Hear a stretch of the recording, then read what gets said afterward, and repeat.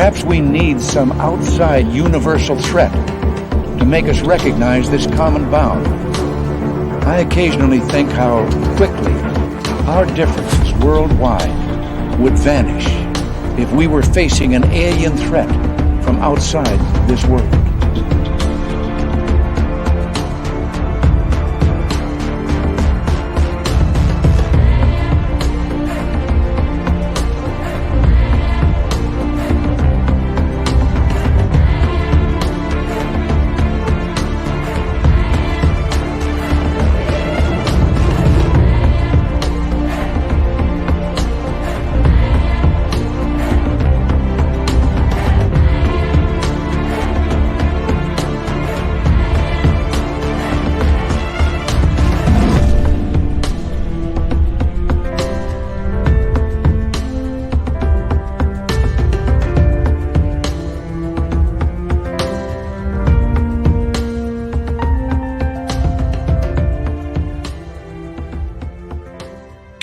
And welcome to Spaced Out Radio tonight. My name is Dave Scott.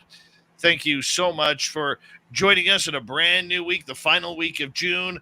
And Lon Strickler from phantomsandmonsters.com is here for Strange Days. Dirty Filth is also back for a little cartoonage.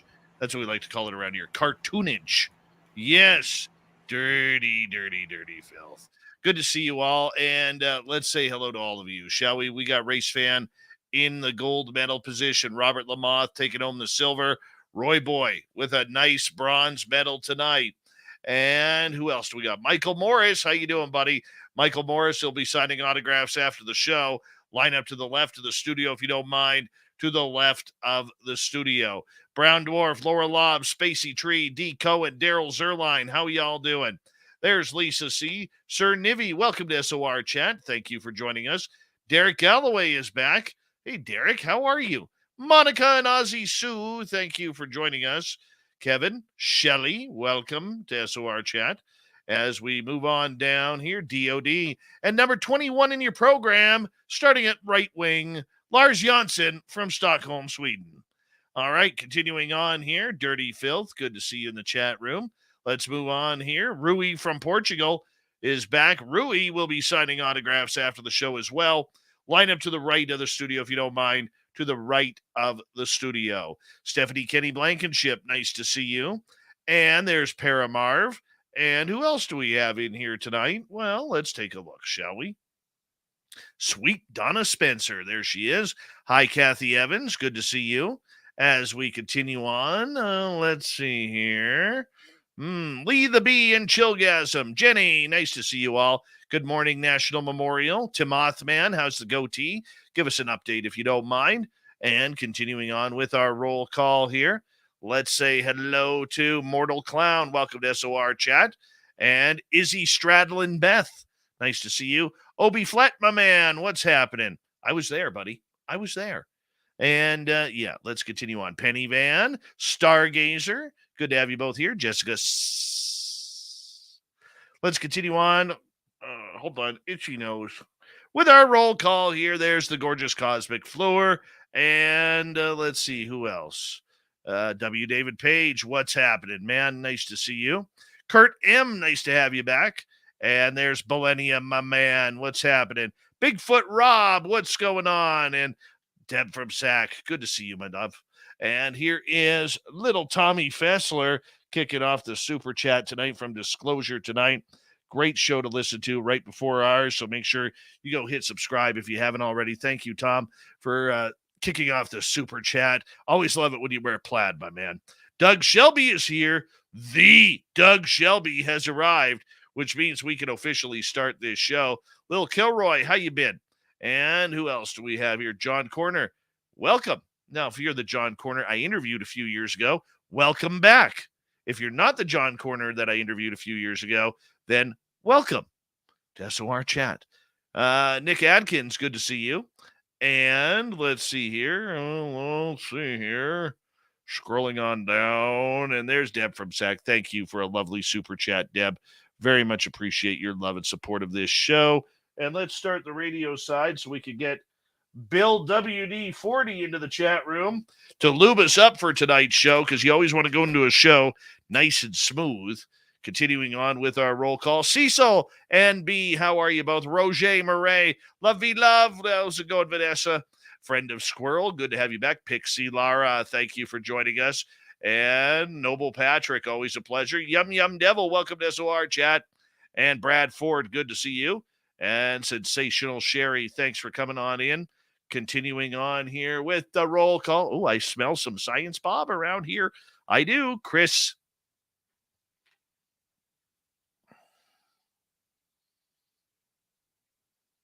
Teen, how are you?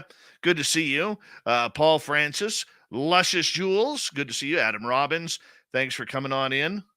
Keyshawn, what's happening, man? Good to have you here. Emmy Tong, thanks for coming on in. The rest of you, I'm going to type your names and say hello. Horns up. Let's rock.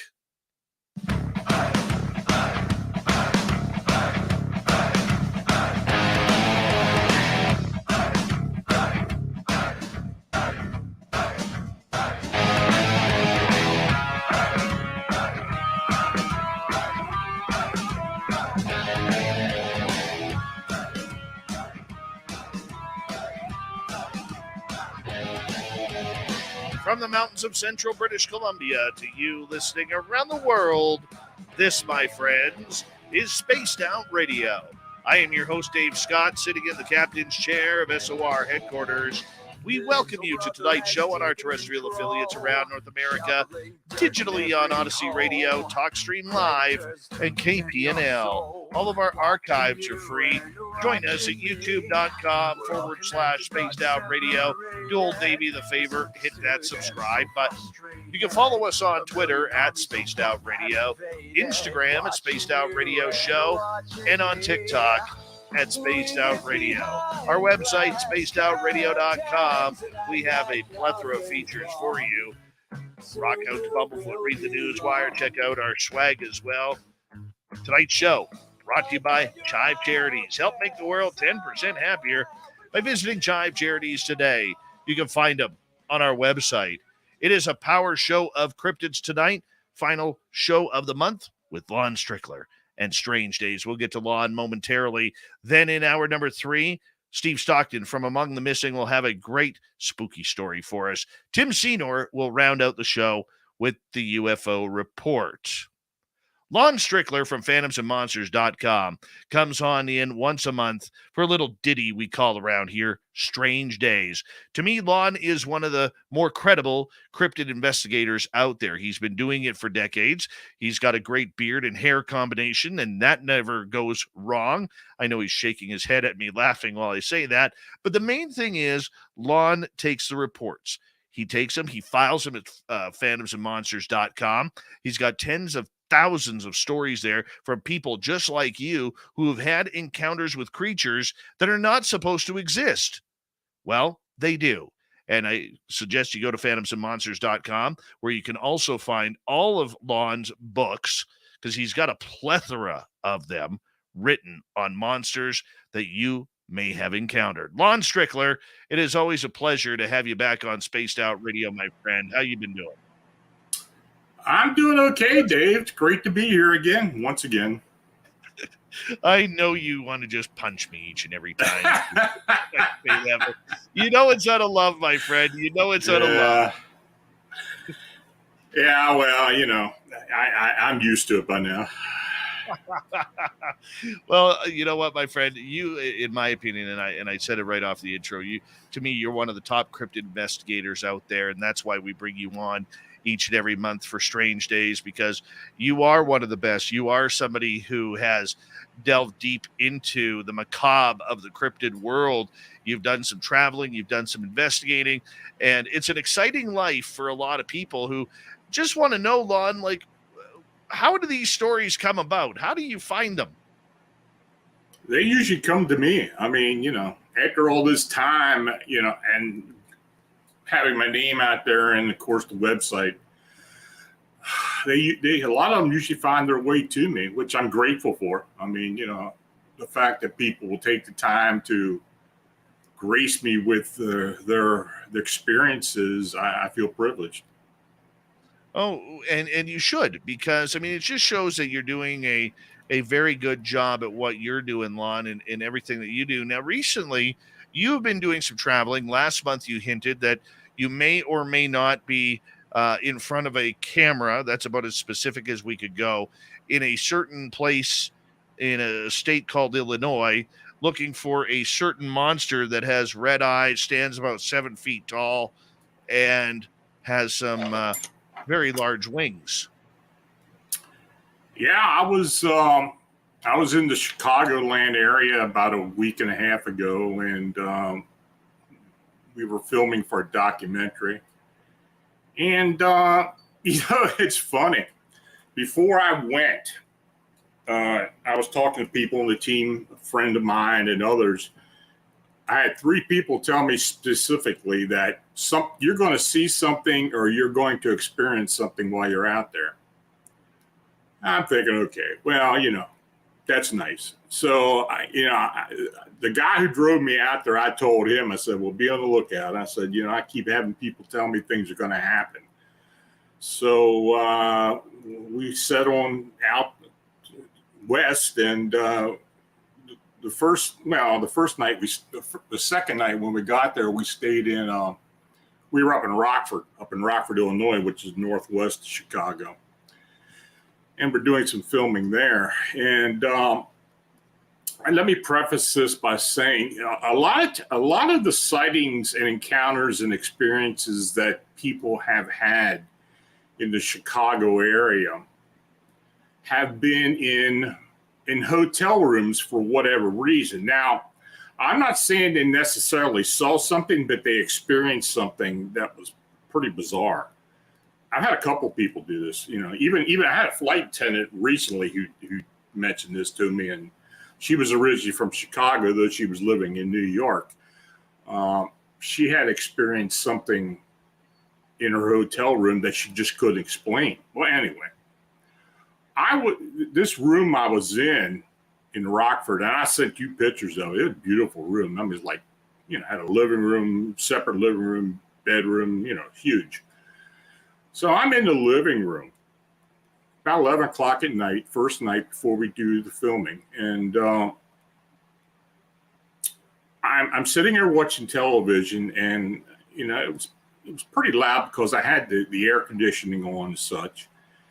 And I started hearing real loud scratching and clicking and knocking sounds. And it sounded like it was coming from the bedroom. So it kept on going. First thing I thought, well, maybe somebody upstairs is making noise. But this hotel was pretty well soundproof. It was an old factory that was converted into a hotel. Really nice place. So anyway, I kept going on. I said, well, shoot, I'm going to go in the bedroom and see what's going on. And I walked in the bedroom, and as soon as I walked in there, I heard the scratching and the clicking and knocking sound coming from the window. And this place had huge windows. So I walked over there, and then it stopped. So I went and pulled the curtains apart, and I looked out. I didn't see anything. And first thing I'm thinking is, okay, now this is the same sound that a lot of these witnesses have been telling me about over the years. They're in a hotel room and they're experiencing all kinds of crazy noises. So I'm thinking, okay, well, it's 11 o'clock. I'm tired anyway. So I decided to go ahead and lay down and go to sleep. So I was laying on the bed, and after 10, 15 minutes, and I'm watching TV, I hear another scratching and knocking sound. This time it's coming out of the living room. So it kept on going. So I said, okay, we're going to go out and check here. So I went out and walked into the living room. And I heard it when I walked in there. And I walked over to the window, and it stopped. So I went over to the window, pulled the curtains back, didn't see a thing. I stood there for a while looking around, didn't see a thing, hear anything. I didn't hear anything else the rest of the night. But it was just interesting that was going on. Now, I don't know what caused it. I'm not saying it was a Mothman or whatever, or a winged humanoid or whatever people have been seeing, but it was interesting. So I thought, okay. So we went and did the filming and everything. We got done, we left, and we drove through Chicago to get back home. So I was coming down I-90. This is just northwest of downtown. And as we were going south on 90, and if some people remember with some of the reports, some of the earlier reports actually, people had seen this winged being coming out from underpasses and flying out into the sky, and especially downtown along Lakeshore Drive.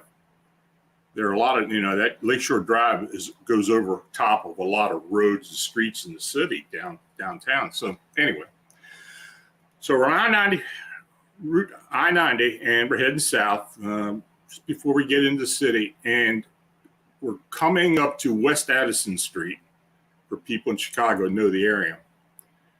And I'm looking on my phone, and the guy up front, Brad, he said, he just said, what the hell was that? And I looked out the window and I saw a huge wing go across in front of the underpass and head straight up. I just saw the wing, but it was massive. Now, I didn't get a real good look at it. It was dark in color, but it was definitely not a feathered wing. It was not a wing like you see, maybe a crane, a large crane or a heron or anything like that. And,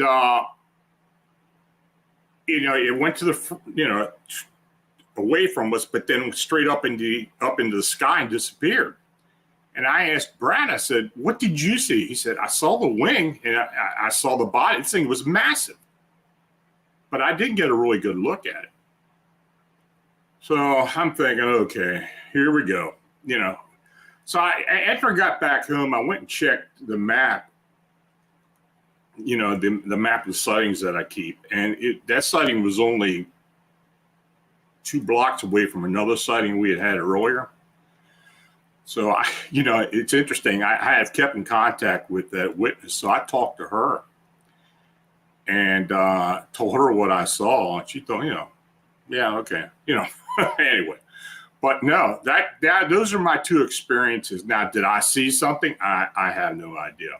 Now, I will tell you this. The people who had experiences in their hotel rooms told me later that they had some really strange dreams of this red-eyed winged humanoid. Now, I didn't have any dreams or anything, but that's just one caveat as to what these people were experiencing. So did I see something? Maybe. Did I experience something? Maybe. I don't know. There's no real proof of it, but it's just all anecdotal. But I did have at least a witness for the second one. What did that wing look like? It was big. It didn't look like it had feathers on it. It didn't look like, when you see a feathered wing, you can kind of see, the actual feathers or some detail. This thing was just big and it was dark. And it was dark underneath there. So I didn't really get a real good look at it. All I know was there was a Panther truck beside us that it actually flew in front of and went up. And he hit his brakes. I could hear that. So apparently he saw it. But yeah, I mean, I didn't, I got a real quick look at it, but it was big. Like not seagull big, but. No, it was big. I'd say the wing itself was probably just the one wing, 6 foot length, maybe. It was big. Oh my. Yeah, it was big. How'd you feel after that? I don't know. I was kind of shocked, kind of surprised. I kind of discounted it at first. I thought, it's something else. We saw something else. But, as we kept going down the road heading home, I kept thinking about it, and Brad kept bringing it up. What do you think it was? What do you think? I don't know. I said, it sounds very familiar with some of the other things that had happened, but I don't know if I experienced it. In my own mind, do I sense that I saw something? Yeah, I saw something, but I don't know if it was that. But no, it was interesting. The idea that you may have had a Mothman experience, I mean, a lot of people will be like, oh, come on, Lon. You know, you went there looking for it, and, you know, all the BS that kind of goes along with it. That's Yeah. way too coincidental. There goes Lon Strickler riding his Mothman horse again. You know? Yeah.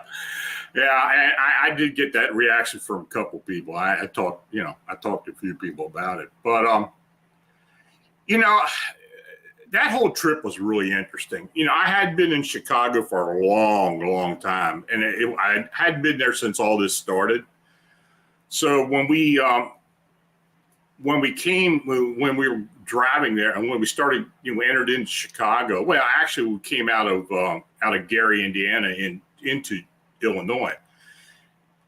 We were going by places that had sightings, and I recognized them right away from the descriptions and other things. Probably past a dozen sightings areas on the way there, because we didn't take 90 on the way up. It took 94 up because the traffic was really terrible. But yeah, we passed by a lot of areas where sightings had happened. And of course, when we came back down I-90, we went by the airport, went through Rosemont, and yeah, it was interesting, but it was neat to see some areas where sightings had been. Very cool. I mean, do you think because that energy that you and your team were putting in there, that is maybe why that incident happened? Maybe. I have thought all along, since I had my encounter back in 1988, something that's very similar to what people saw or were saying in Chicago. And that me and the team have been getting the bulk of the reports coming out of the Chicago area. I don't know if we're predestined to have gotten this or had, to have experienced this or have been so involved with the cases and such. I mean, we've been really looking at this since 2011 when the first 3 sightings happened down in South Chicago, down by University of Chicago. But yeah, this has been a part of our lives now for almost a dozen years. And I guess the energy is there. Yeah, I guess it is there. And, the fact that people told me that people who I respect, who I know are very gifted, who did tell me beforehand, seriously told me that they thought very much that I'd have some type of experience when I was out there. Of course, I was hesitant to believe that, but, who knows? Things happen. Oh, I could totally see where things happen like that, man. And I'm curious regarding the entire adventure that you went on. I mean, when you go through something like this and you have your own personal experiences that may not be caught on camera, I'm just curious, like, how do you deal with that? Like, what is something that you are doing to either manifest that interaction, or maybe you are trying to put energy into the thoughts of catching someone on camera? I mean, because I'm a big believer that you can manifest this stuff. Oh, I think thought form manifestation, tulpas, I think that's a real phenomenon. I know it is. I mean, I've been involved with enough poltergeist cases to know that's the truth. That does really happen.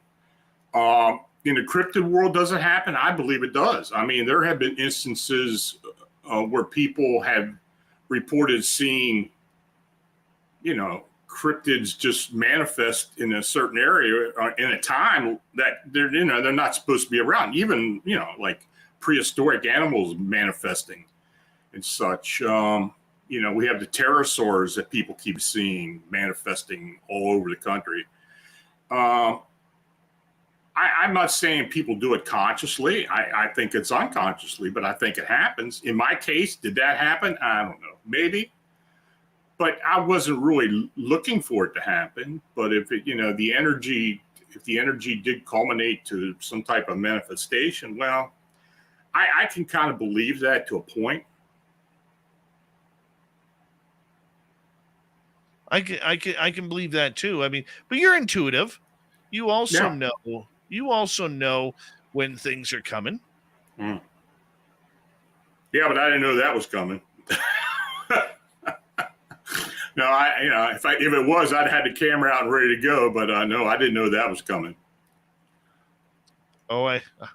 Oh man, that's hilarious. That is absolutely hilarious. Lon, I got something for you with about 3 minutes to go here. And our audience, about an hour before showtime, I got an email from a listener local to me. And this person, I'm waiting for more details here, but this person sent me 5 photographs. And the only reason why I'm not going to release them just yet is because I haven't got permission. Mm-hmm. Okay. But I showed you because you're an expert in this thing. There are no experts in this stuff. I'm telling you that right now. Well, that beard and hair combination says expert extraordinaire. All right. Okay. Don't even argue with me on that one, my friend. Okay. But I showed you the pictures because I needed somebody to bounce them off of. And basically what it is I got an email from a person saying, big fan, longtime fan of the show, lives south of me, very close south of me. And the other day, a couple weeks ago, their dogs were going absolutely nuts at the back door, couldn't figure out why. And they go outside, look at their vehicle, and there is a face print and fingerprints on the side passenger windows of the vehicle. And on the face print, you can actually see what looks to be chin hair sticking down. And I'm waiting to hear back. Like I said, this is all kind of happening real fast tonight, where I got the photos and then I was kind of like looking at them, and I'm no expert. I'm not Lon Strickler. Okay. But I needed to get Lon's opinion. Lon, what do you think, man, of those photos? I have seen a lot of, well, first of all, you coming from the area where you're near the Whittier area there in British Columbia, and there's a lot of sightings in the area. And I know that you've had your own encounters. So I have seen a lot of photographs of supposed Bigfoot fingerprints on windshields, car windows, and nose prints, and usually times just a bear. But what you showed me, first of all, the dermal ridges on the fingers were wide, which, in a human, they're not that wide. That was the first tip off with me. But the second one, with the lips and possibly the nose and then the chin hairs actually showing up on there, that's probably the best one I have seen out of all I've ever seen. And I'm being frankly honest with you about that. So I'm very interested to see what this witness comes up with. But, it looks like pretty good evidence to me. I'm really excited to actually hopefully get an email back. I have offered to go out there because this weekend coming up, it's the Canada Day weekend. So it's a long weekend up here for us. And we are able to hopefully get out there to that location. They said at the location, since they moved in, there's been a lot of high strangeness around there and a lot of noise. So we're going to see where it goes. And hopefully I can get permission to share the photographs with our listeners as well. So thank you, Lon, for doing that. When we return on Spaced Out Radio, I want to know what Lon knows about giants. Are there giants walking around North America? He's eye-rolling me already, which is a good sign that this will be a quick topic on Spaced Out Radio tonight.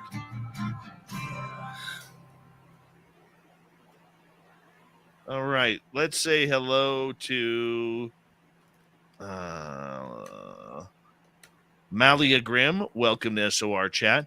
If a number of you are new here and you haven't heard Lon on with us before, Lon comes on the final Monday of every month. We are a hybrid of a live radio show, YouTube channel, and podcast.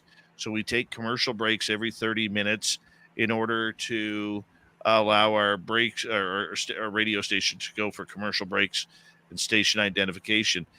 So you get to see the back scene of everything. And no, I didn't say vaccine. I said back scene of everything. And so if you don't mind, if you're new, hit that subscribe button, ring that bell. We are here 7 days a week for your listening entertainment.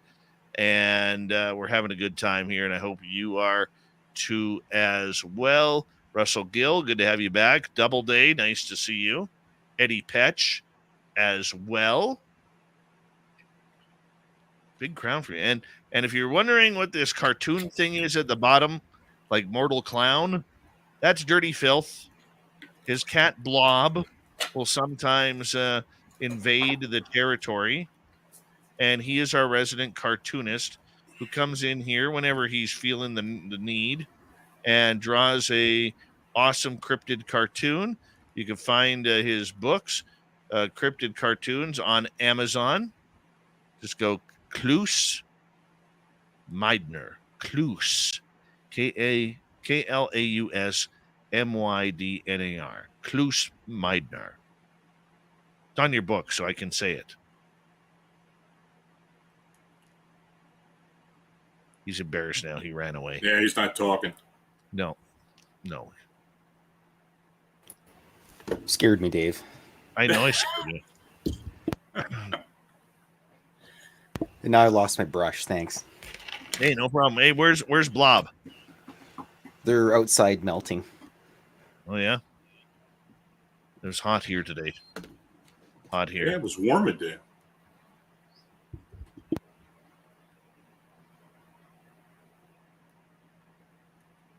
So when did you get back, Lon?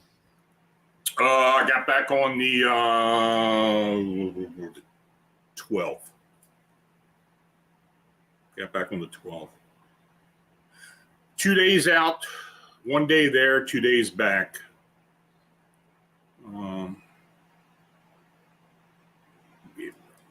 It was a nice drive. I mean, the guy who drove me was great. I mean, you know, he's interested in the paranormal and cryptids and such. So, and he's an Indiana local. He actually grew up near Notre Dame, well, Elkhart, not far from South Bend. So, you know, I asked him if he'd if he'd take me over to Notre Dame on the way back. I had never been out there, and you know, I had a lot of friends who actually went there, and yeah, that was very interesting. That was on the bucket list. So yeah, he gave me a really nice tour of the place, and yeah, great place. Very nice. Beautiful place. Beautiful. Very nice. The cleanest campus I've ever seen.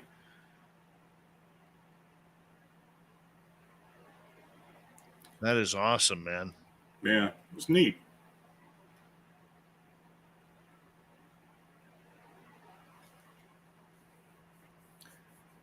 Yeah, somebody mentioned about the Fighting Irish. You know, I used to watch Notre Dame football when I was back in the 60s when I was a kid. And I had a lot of friends who were Catholic, and there's a Catholic school. I actually live right down the street from it now. But yeah, two of my neighbors went there. A couple of people I went to school with went there. So yeah, it was neat.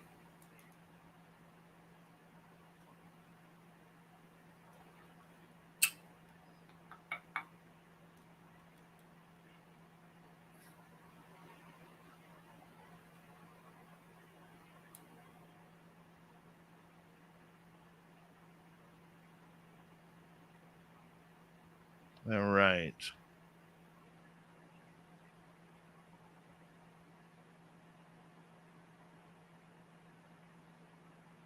We got a big crowd tonight, I think.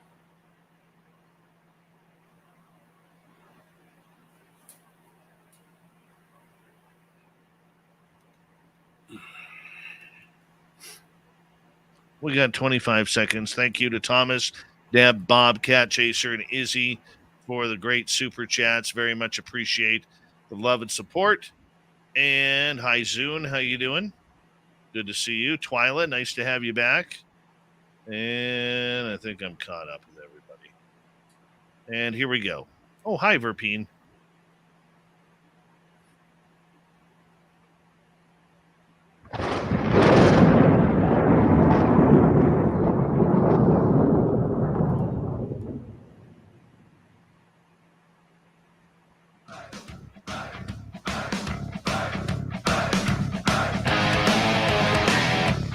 Second half hour of Spaced Out Radio is now underway.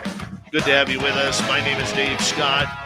Thank you so much for taking the time to join us. I want to remind you that if you missed portions of this show or others, you can check out our free archives by going to youtube.com/Spaced Out Radio. Do old Davey the favor, hit that subscribe button.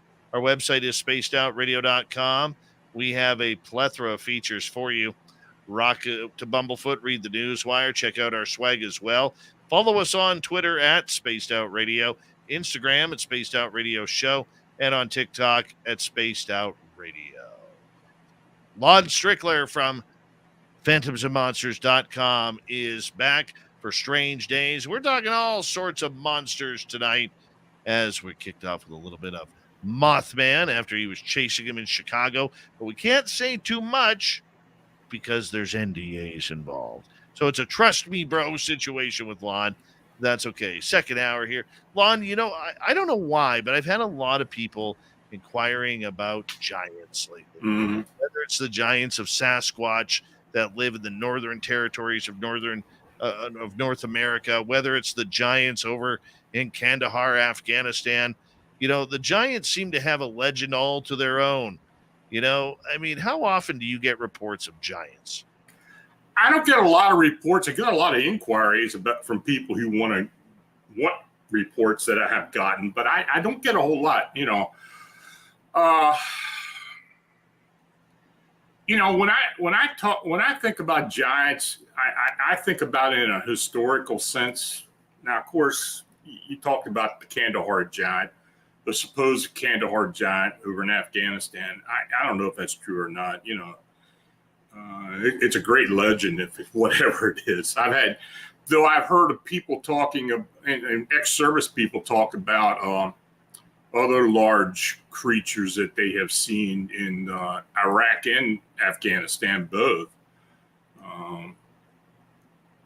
Like like a canine, large canine. Somebody had one of the service people had said something about a 12-foot canine that they had seen in a cave. And some other things that people just couldn't quite describe, though they looked humanoid and they were huge, but they didn't really know what they were. You know, historically wise, you said, had there been giants? You know, I know in my area here in the eastern part of the country, especially southern Pennsylvania, the Susquehannock Indians were said to be very big overall. There were some references that people said they were anywhere from 6, 8 to 7 foot in height on average. I don't know how true that is, but they have, you know, there have been tales about that. I have done several investigations involving the Susquehannock Indians, the indigenous people who were originally part of the central part of the state, southern part of the state. There they got pushed out and pushed further south. But I would consider 7 foot 300 or 400 years ago pretty big. I'd say that's giant. But you know, people talk about Bigfoot and kind of put Bigfoot involved, you know, in the conversation with giants. Sure, I mean they're big animals. I mean they're big animals, primates or whatever they are, but they're big. And even with the upright canines that have been reported to us, particularly here in Pennsylvania, some people have said they're anywhere from 9 to 10 foot. If you say that's a giant, yeah, then I agree there's something there. But as far as lore of human-like giants. I don't know. I really don't know what evidence there is to that. You see a lot of these. You see a lot of references to huge human-like bones that are found, and where but most of that I'm pretty sure is manipulated. But there's a lot of people that are very interested in it. I understand that. I do know if I do get some accounts of having encounters or something related to it, I would definitely post it. But it's just something I don't receive a lot of. Do you believe the giants are still walking out there? Maybe in remote areas. I think it's possible. Even though North America is somewhat heavily populated, though up in northern Canada, anywhere 200 miles north of the U.S. line, the border, it's pretty wide open. There are a lot of areas in the United States as well that are pretty, that are still a lot of wilderness. Even in Pennsylvania, I mean, you think about Pennsylvania's been inhabited from the very beginning of the colonies and everything, and there's still a lot of really, really unknown areas in that state. So it's like I think that's it everywhere. It's got their areas where maybe something like this can survive, can live, or maybe there's a group of them that that's maybe they interbreed or however. I don't know. It's not really a subject I'm that familiar with, though I hear a lot of different things. I don't know if they're out there. I mean, you hear reports. I mean, I've heard, I don't know if they're rumors or reports, but the more north you go, that even the Sasquatch get bigger. Like we're used to the 7 to 10 footers, that we hear all about in the Pacific Northwest. But allegedly, the more you head more north in British Columbia, Alberta, up towards Alaska, because every creature gets bigger, that you hear these reports that the Sasquatch get bigger as well, between 12 and 15, 18 feet tall, if not bigger. Yeah, I heard some accounts that have had some pretty good size Sasquatch up further north, especially up in Alaska, areas north of the Algonquin, up in that area there of Ontario, and maybe up in Quebec. There's a lot of wilderness up there. There's a lot of space, and maybe you've got pockets of indigenous Bigfoot that just have not been messed with to the point where man hasn't affected their development and such, and they just keep on surviving, and their old traits just stick with them. I think it's very possible. Well, I mean, you take bears, okay? Like in my area, we have black bears, we have grizzly bears. And you go up there and you get into the Kodiaks, where they are like almost the size of polar bears. Yeah. And then you get the interbreeding between polar bears and other bears, okay, which creates another large hybrid. You take moose, for instance. Moose in my area, a big moose is 1,200 pounds. You go up to the Alaskan area, you're up to over 2,000 pounds, some of them. I mean, everything just gets bigger. Muskox are bigger. We don't get muskox down here, so the wolves, I mean, you look at the wolves in the lower area here, they don't look much bigger than a German Shepherd. But you go up there and they are much, much larger. It amazes me, Lon. The size. Yeah, I agree with you. I mean, I had an encounter with a moose. I know how big those damn things are. They're huge.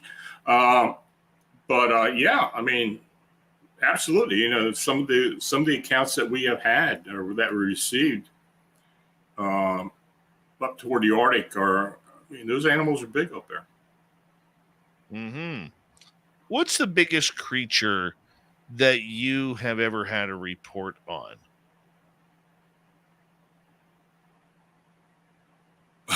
Okay. It's funny. It came out of Canada, but it was, and a lot of people are going to know about this if they've ever heard about the Ottawa Angel. Now, this is something that I came across. I don't know if you've ever heard of it or not. I actually talked to the original witness of this thing, the supposed witness. He had done some sketches. I had written about it. But he had talked about this winged humanoid that he saw as he was driving towards Ottawa. He wasn't too far out of Ottawa. That he saw standing in a field. And he swore the thing was at least 30 foot in height. He said it looked like your prototypical angel. But that's probably the biggest thing that's ever been told to me. Now, I that area, even down into southern Ontario, over into the Niagara area in New York, we've had some large winged beings seen in those areas. I had another one not too far from Niagara on the New York side of one along a highway that the woman said was about 15 to 20 foot in height that she saw standing along the road. And, her description of it was very much like an angel. So, is the Ottawa Angel real? I don't know. Is it possible? But that's probably the biggest thing that I've ever, as far as cryptids go, that have ever been told me. Mm-hmm. And that angel that was seen, was it luminescent? I think it was to a degree. The way he drew it, it was somewhat muscular, but it looked very human.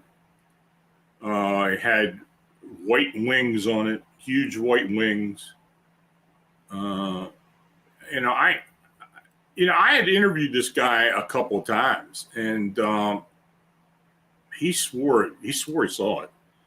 I've had some references from other people who said that they have heard of other people seeing it. I don't know if that's true or not, but that's the one that comes to mind with me as far as something really big. I don't think he was exaggerating it. It totally affected him. I mean, it's something that still affects him. And I think that was back in, oh my God, I think this was almost 25, 30 years ago when this happened. May have been that long. I'd have to go back and look. But yeah. My goodness, that would be interesting. Well, let's go on to the whole angel and demons thing for a while here, because that's really a topic we've never really hit with you on Strange Days. Do you get a lot of reports regarding angels or demons? I do. But a lot of my work involves that too. I intently believe in angels. My wife was very into angel lore, but I have believed in angels all my life, not in a religious sense, as an unknown non-human being. Guardian angels. I've used it. It's been involved in my work. When I work with people who have hauntings or attachments or possible oppressions and such, I like to believe that I am in tune with these beings to a degree to where I can use them to help in a situation where I'm working with a client or somebody who's having an issue. Some people will hear me saying that and think you're absolutely nuts, but I truly do believe that. I'm not a religious person. I consider myself spiritual. I am intuitive, but it's something that I have learned over the years to use in my work. And, I've had a lot of clients over the years. I've had a lot of people who I've helped, a lot of kids too. I do a lot of work with kids, or have done a lot of work with kids as far as hauntings and kids who were psychic, who developed into some very good psychics as they got older. That pleases me that I took that vocation and helped them out. And, a lot of times when you get a case where you're working in a haunting or such, and many times the clients do have some abilities, they do have some gifts. And a lot of times their children will also possess some of those gifts. But the kids are probably just too young to understand what is going on.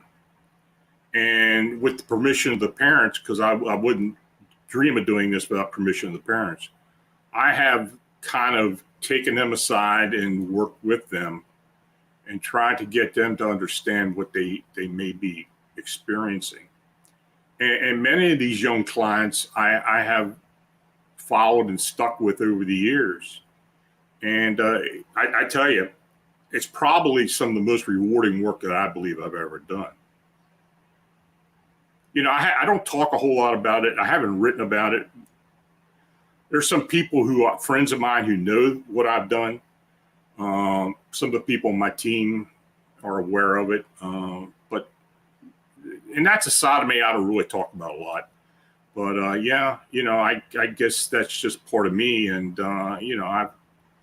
as time is going on, and I'm always looking to educate myself and to better myself and make myself more effective and more menial to what I do.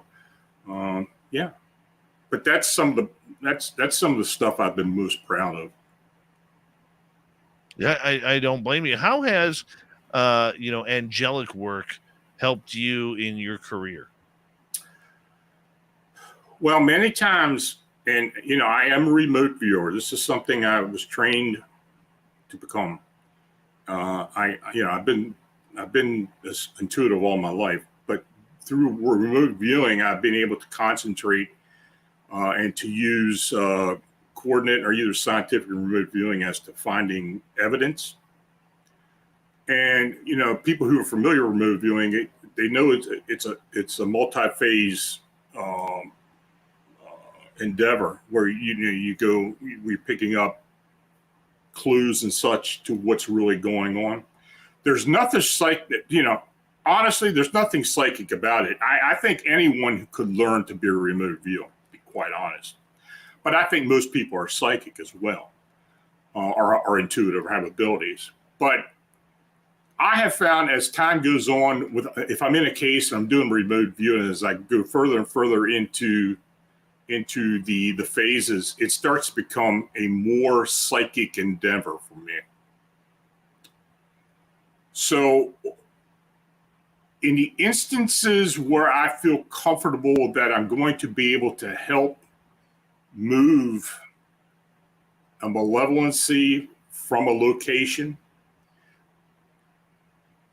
I will call these angels, if they are angels. I think they are, though, to help me to move these on. And because of my abilities, I can usually see it in my mind's eye as it's happening. I know it's hard to understand. Some people just discount it right offhand, but when you get in that zone, when you're involved with doing that, and talking about being gratifying, it is one of the most gratifying feelings you can have when you help someone to eliminate something like that. I don't know how many cases I've done. I haven't even counted. I have a lot of testimonials, as far as what I've done. But no, I find that work very satisfying. I probably don't do it as much as I know I don't do as much as I used to. It can be very taxing physically and mentally at some points. I have been psychically attacked. A lot of people who know me and have been involved with the work I do realize that I've had some issues in some cases. had a really bad laceration at one point. I had some bruised ribs, and this was remote viewing. I'm talking about this was a distant work I was doing. The one case where I had a real bad psychic attack was in Prince Edward Island, and the other one was in southern Wales. So I've done cases all over the world. But as far as going back to what angels, I think they do help me. I think they can be summoned. I think they can be used to help remove malevolency. Spirit energy is like anything else. It's all free will. If they don't want to leave, they're not going to leave. You can't force anything to leave. But if you can kind of negotiate with them, I guess is the best way of saying it, and to make them realize that there's another place that they could go that, and it's probably a better place to go. Many times they'll take that leap and go to that next level. And that's when I use what I call the angels to help me. What about the darker side as we got about 3 minutes to go? A lot of times we will hear people saying that they've had encounters from everything from demons to the hounds of hell. Mm-hmm. I mean, what's your thoughts on this? Well, I say this a lot. Evil is evil. I don't necessarily believe in demons. That's kind of a religious term as far as I'm concerned. Evil is evil. There's a lot of malevolency out there on all levels. There are living people that are evil. There are past living people where their life energy and it remains on this earth plane, and they exude malevolency and evil deeds. Most time when people experience something, say a haunting, it's a lot of times it's an earthbound energy that is stuck on our earth plane that is trying to get their attention. And they'll hear noises and all kinds of other stuff, and maybe they'll feel something touching them. But most of the time, it's benign. It's just that they're trying to get their attention. But there are cases when it gets a little more deeper, and I've had a few of them. And there is evil out there. There's no doubt about it. But I just don't use the word demon.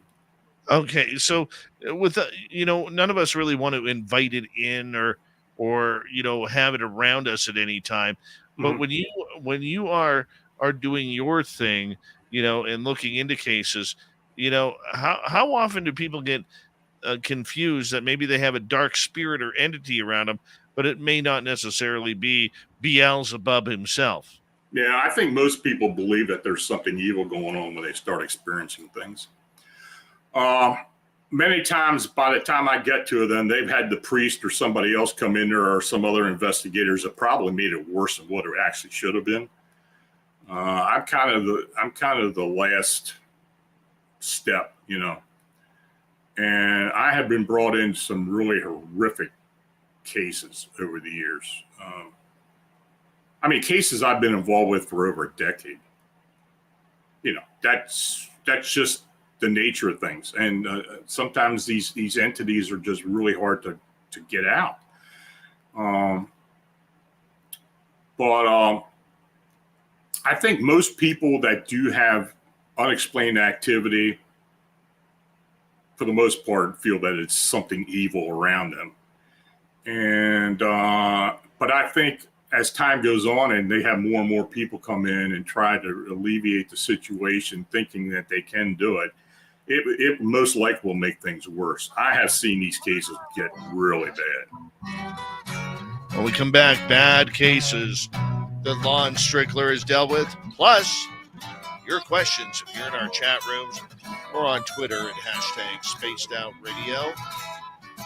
Second hour of the big show, Strange Days, happens on the mighty SOR right after this. Stay tuned.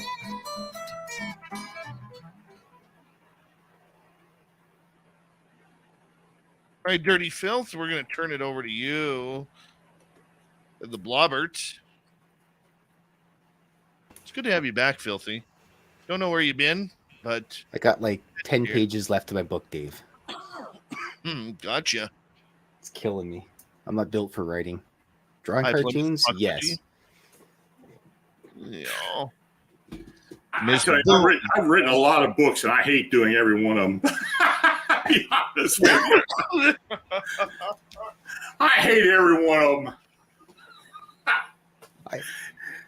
It's fun drawing the cartoons, and then I get to all the Yeah. writing, and I got to do all this typing and sitting at my computer. And if I sit at a computer for long, if I'm not like doing something, I just start falling asleep trying to type stuff in.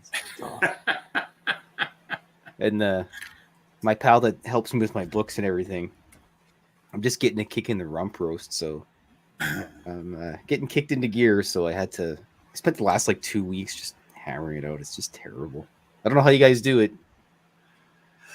I tell you, I'm supposed to do another one. I'm actually, there's really two of them that I'm supposed to do. I'm actually under contract to do one now, but I've had so much going on with all the surgeries and all the other stuff that have happened with me in the past year or so. But I just have not gotten to that point where I can just sit down and do it right now. I mean, I don't know why. I've always been a procrastinator anyway when it comes to writing books. My last book, I kept screwing around, and I went ahead. I had the outline all ready to go, but there were some other stuff I needed to do. I had a deadline coming up, and I had the book together in 3 weeks. That's absolute insanity. There's no way. That's nuts. Yeah. I was spending 10 hours a day on that thing, plus doing the blog and everything else I do. And but I got it done. I mean, I don't know how the hell I did it, but I did it. You just kind of get in that weird zone. The next thing you know, everything's done. Exactly. I've done a couple cartoons and junk and contract or whatever conscripted work. Anyways, I'm not the best writer or wordsmith. Nonetheless, though, I've done some of that. Now I'm like, I got to get this done. I got to stay up late. Next thing you know, it's like 3:30. Going to bed. Yeah. 2 hours later, the cats want food, and I got to go to work.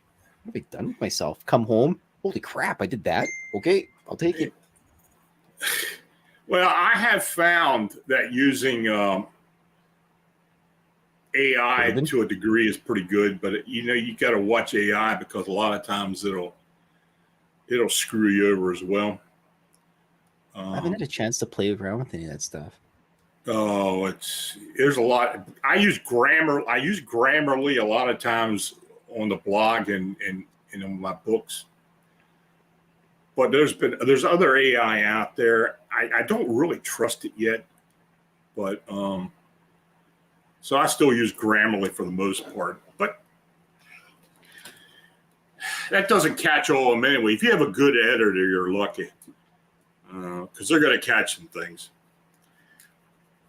I'm lucky enough to have a pretty good editor. I was about to say that I run it by Mrs. Filth, and she does a pretty good job. She wrote a whole bunch of fan fiction stuff. Sherlock Holmes. Yeah, my wife used to do all my editing, and it was nice. Yeah, so I'm kind of excited to get all the writing part done, so I can just concentrate on drawing cartoons again. See this? If I could clone myself, I could clone myself to do the writing. I just chain my clone self up in the basement with a typewriter and everything, and probably have some kind of. Probably wouldn't let you do that kind of stuff actually if you cloned yourself. No, you can't send your clone to work for yourself. You sit around and watch like Young and the Restless or whatever all day. Yeah, I don't watch a whole lot of TV. Be honest with you. I don't actually have TV, and everybody I know is like, "You watch this?" I'm like, "Nope, it's on Netflix. Don't got that either." I watch a lot of YouTube, but I don't watch a whole lot of actual TV programming. Paranormal shows and such. I kind I kind of stay away from a lot of that. I don't know. I just don't. I find a lot of it disingenuous. Huh? I've never liked the ghost shows. All the No. paranormal. It's like a bunch of guys are wandering around. Did you hear that? With people who are actually involved with the paranormal that aren't doing shows or actually doing real cases and such. They know you can't take a case and film it and satisfy the network or the production company or even the advertisers, because they want some action. And if you're doing a real investigation, it's the most boring thing in the world to do. So, all right, it's disingenuous. Get you guys to hold on right there. Another incredible piece of art there, Filthy. And thank you to Izzy, Cat Chaser, Science Bob, Deb, and Thomas for the great super chats. I'm all excited. I went outside, and my dear, the one who's always around here, she just had her baby twins, and I just saw her twins for the first time. Cool. They are so tiny and cute. Oh, I'm just dying. I want to go hug them, but I can't. Here we go, hour 2.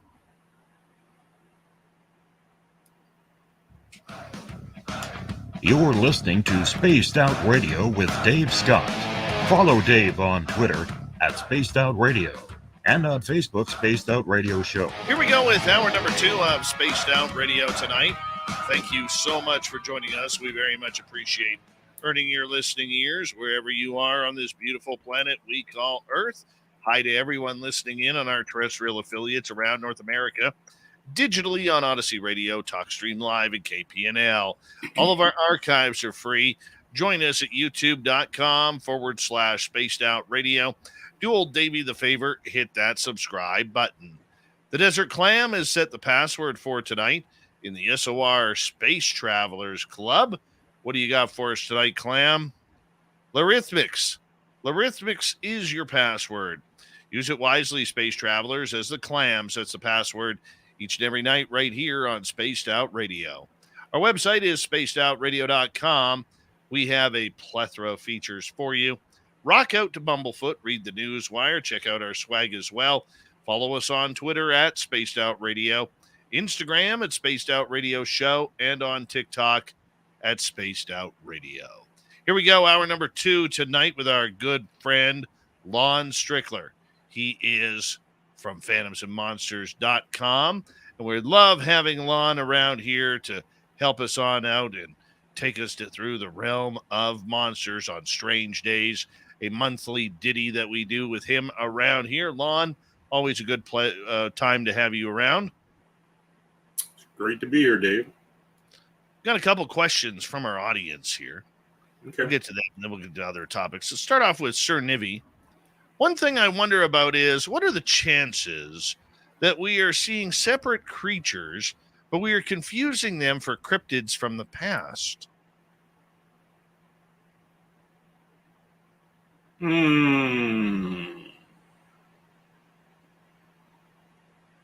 know, that cryptids of the past, you mean something that's coming through like a prehistoric animal or something to that effect? I guess it's possible. I have heard accounts where I believe that has happened. You know, I had mentioned before about the pterosaurs. Are they real beings? Yeah, I think they are, but I think there could be some type of time slip or something to where they kind of manifest out of some type of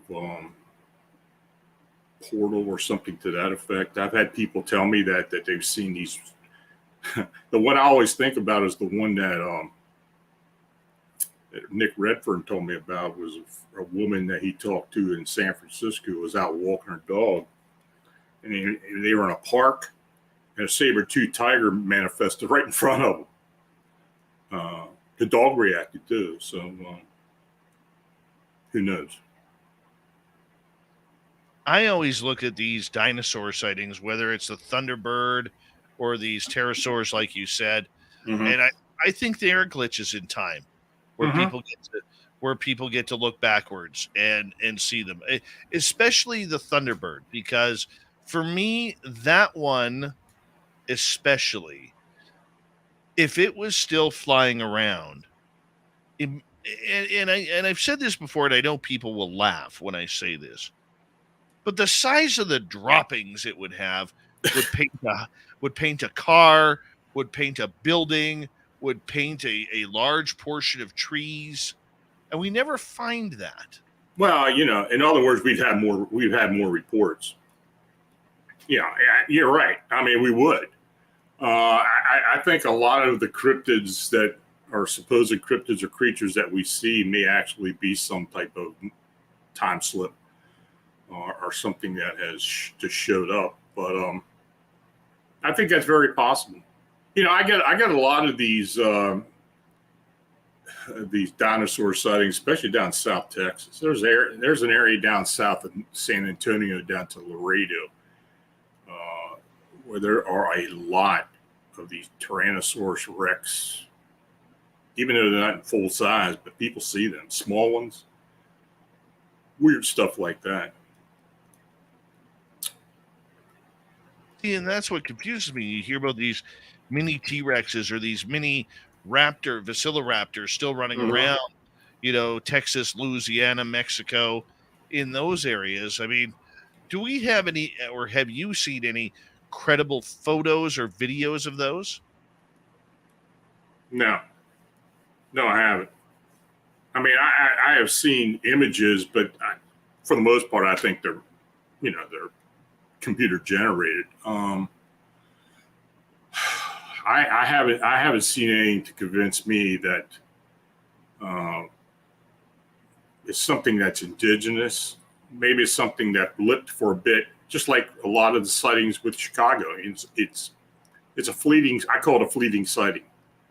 It's there for one couple seconds and then it's gone. And I think that may very well be what's going on with these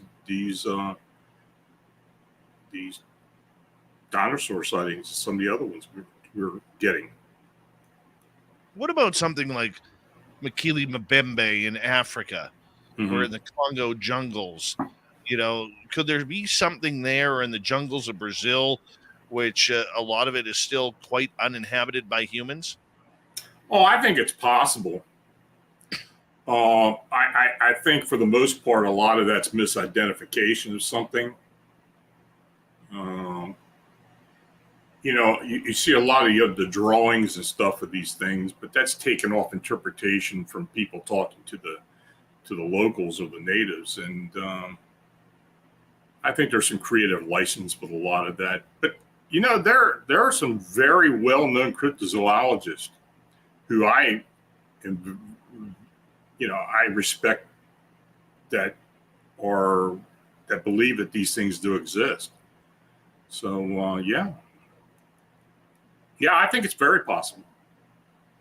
All right, let's go over to Ian over in the UK, who is asking, Lon, have you ever had a hitchhiker? Now, when he says hitchhiker, does he mean someone just showing up in my car or something? No, or like pick up something? You pick up something and you bring it home with you. Oh, you're talking about an attachment. Yes. I pretty well protect myself. I don't think I've ever had one. Well, let me change that statement. I had one, and I think I told you the story. I had one for a long time that I didn't realize I had. And someone who is very intuitive helped remove that from me not too many years ago. It was actually from a case I did back in the early 80s that I picked up an attachment. And I had it for all those years. So I had it for almost 40 years, but I didn't realize it. That's the only one that I know of. I do run across a lot of people that do have them. Unfortunately, a lot of the clients I have had in the past who referred to themselves as paranormal investigators without protecting themselves go into the graveyard and start summoning energies, and then one ends up coming home with them. That happens a lot. You know, I think for a long time there, I'd say 50% of the people who I was working with were people who were on a ghost hunt and picked something up. They're usually pretty easy to get rid of, but you know, but they do happen. For people who may not know what an attachment is, maybe explain that. It's normally an energy of an old life force energy that's earthbound, that can and can't, you know, it can be malevolent or it could be just benign, but it just hitches a ride. It's able to connect itself to the being of, into the life force of a living human, and can be taken from the area where it's at. A lot, you know, you can pick it up anywhere. And I heard a lot of different people tell me a lot of different stories about when they thought they picked things up. But it's usually in areas where there's a lot of death. I have talked to people, you know, I live near Gettysburg. I have talked to people who swear they picked up attachments at Gettysburg. I don't believe they did. I haven't had anybody that I have worked with who actually picked up one from there. But many times, if there's an energy that's at a location that is earthbound, when I say earthbound, I mean that resides on our earth plane. You know, if they do have the abilities to do that, and if the person who gets the attachment is open to it, and a lot of times people get themselves open to it and allow them to come into them, and just don't protect themselves. And that's what an attachment is. And it can cause some havoc. I can see that. Why would an energy attach itself to someone? Well, that's the big question. Why would it do that? I guess they're attracted to the living. I think most energies, most spirits, you want to call them that, are attracted to the living. They want to be, you know, they don't really know they're dead a lot of times, I believe. But they want to be alive again, maybe. And there's a living person who's near them, and they are attracted to it. Many times they will just go ahead and hitch the ride. You know, they'll grab them. You know, they'll act. You know, attach themselves to it. It's kind of hard to explain, but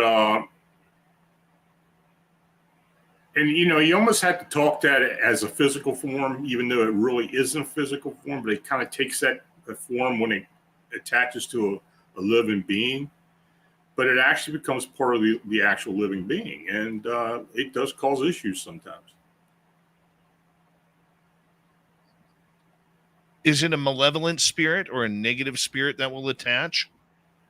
It can be either one. It can be a benign spirit or a malevolent spirit. It can be anything.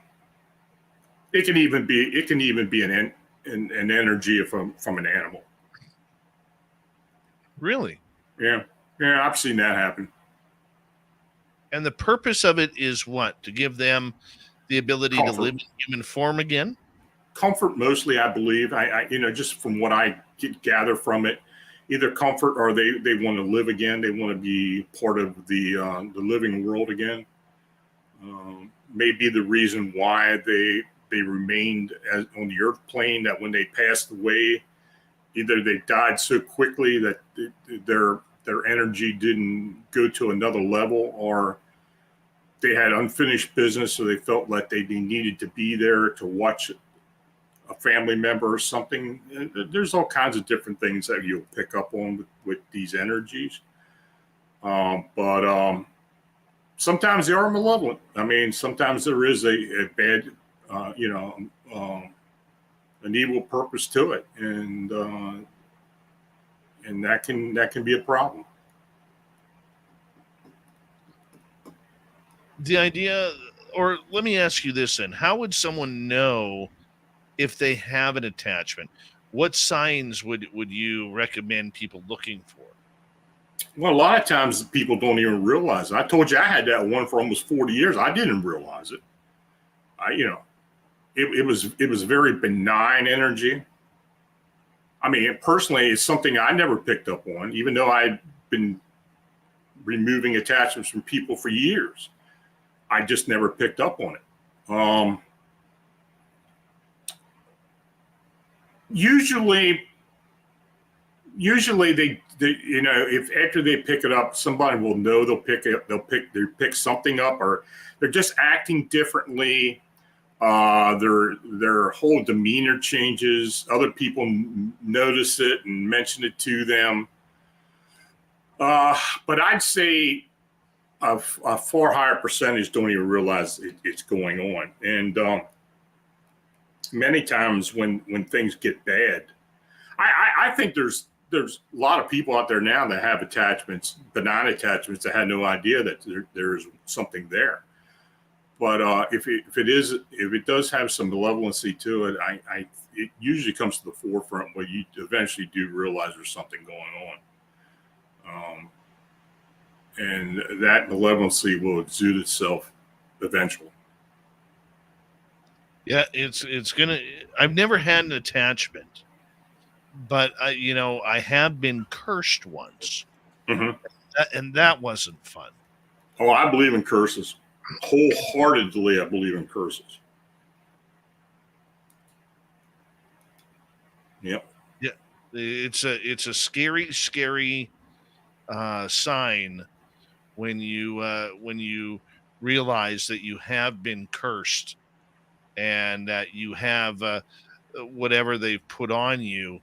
You got to immediately figure out how to get rid of it, and there's not a lot of people out there who completely realize, how much they have been affected by this.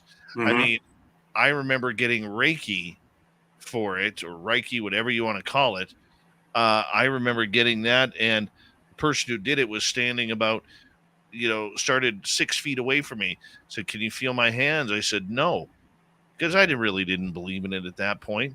And they got within a foot and a half of my body, and my body went absolutely haywire. I was screaming, "Don't touch my back. It's killing me." And they're like, "I'm nowhere close to your back." It was like pulling swords out. It hurt that much. But I'll tell you, once it was gone, I sure stood up straight again. Yeah, Reiki is very good. People there are some people that I know are very good at it. I don't think I'd have the patience to do it, but to learn it or to even use it, I do other things. I don't know, but Reiki is good. I've seen it used. Oh, I love Reiki, and when your body adjusts to it, wow, does it work? Yes. Yep. Definitely attached. We got about 5 minutes to go before we have to go to break. At the bottom of the hour, Lon Strickler and Strange Days continues on Spaced Out Radio tonight. Lon, there's a lot of people who, at this time of year, who are outside. They are enjoying the atmosphere, staring up into the stars, hoping to see a UFO. And one of the big combatants in the UFO world are the skeptics, who say you cannot summon in these UFO craft. You can't bring them in. You can't manifest them. You can't control them. What's your thoughts on that? I have seen some freaky things in my past. I've never seen a UFO that I consider. I've seen a lot of lights and a lot of different things, but something as far as a craft, I don't know. Maybe I have, maybe I haven't. I have literally seen someone summon orbs. I've seen that. So if they can do that, why couldn't they summon a UFO or some other phenomena? I never say never anymore. I mean, there's not a whole lot that surprises me anymore, but I'll tell you, there's very little that I would just say that it's not possible. Because there's been a lot of things in the past that I didn't believe would happen, was possible, and then I saw it, and But as far as summoning UFOs, I think some people can do that. I think people do have the ability to do that. Especially people I think who may have actually have had some type of experience or incident where they've had encounters or they've literally been abducted to some point. I think there is a connection there. I think that they could do it. Do you believe then that, like a lot of people will say, look, I don't care what type of experience I have, whether it's UFOs, paranormal, supernatural, or whatever. Do you believe then that people can manifest these type of happenings going on? Whether it's UFOs or whether it's Bigfoot or little people or fairies, or like you said, with orbs. Mm-hmm. Is that is it an energy thing, or is it a yeah, it's a brain thing. I think any living being, even maybe animals, but I know humans. I believe any human has the ability to unconsciously manifest something. Now, maybe there are people that can consciously do it. I believe that's also possible. But I think unconsciously, I've seen a lot of different studies and incidents of thought form manifestations, tulpas and such. As years have gone by and I've looked into this more and more I've even written about it. I believe thought forms are very real. And I think a lot of times people manifest these things unconsciously for the most part, but I think they do. The human mind is a wonder. It really is. I mean, the fact that, that we can draw something unconsciously or consciously from somewhere else to either answer us or to respond to us somehow, or even to manifest. I think that's entirely possible. I think the manifestation of everything is kind of cool. Mm-hmm. I really do. I think it's one of the wonderments of the power of the brain that we just don't fully understand yet. And let's go on that note to sweet Tony D in the UK, who's listening in this morning. Thank you, Tony. Lon, have you ever heard about the connection between Reiki and UFOs? And if so, what's your thoughts about it? I've heard about it. I haven't really looked into it, but I've heard of people who are very skilled at Reiki who have said they can call UFOs or even manifest them, I guess, but at least call them and can communicate with them. I have never really got into the whole Reiki thing, the Reiki thing, or however you want to call it. I do work with crystals. I work with a lot of divination on occasion if I need to, if there's a case or something where I need to get involved with that. I don't like to do it because a lot of times you can get yourself in trouble doing it. But I think people who are involved with Reiki and can transfer energy and use crystals and other means to use those tools that they possess, I think I've seen it work. You've seen it work. I think it's entirely possible. I like Mike's comment here as we wrap up this half hour. Well, the person's words are energy, and if you speak certain things continuously and believe it, then it can be manifested. That's true. We're going to manifest another half an hour with Lon Strickler and Strange Days here on Spaced Out Radio. His website, phantomsandmonsters.com. More monster stories and more Lon Strickler at spacedoutradio.com, our website. We'll be back right after this.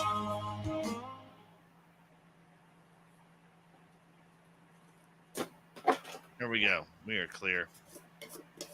Thanks for that comment, Mike. It was a good one. Yeah, it was a good comment. What do you got Very here for us, insightful. Dirty? Let's see what Dirty's got for us here. I always tip $5 per drink.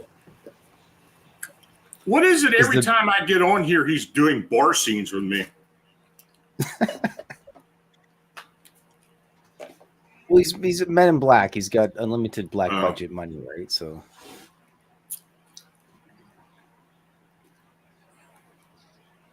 Filth, I don't understand. I don't understand your mind sometimes. Well, see here we still got the broken window from last time, right? Because Mothman and Sasquatch playing billiards. Yeah. Right through the window. Yeah, that was in Chicago too. Yeah. Mm-hmm. Reruns of X-Files on there too. Duty. And then on top of that, we got the gray aliens sneaking around in the back trying to make a quick buck. Mm.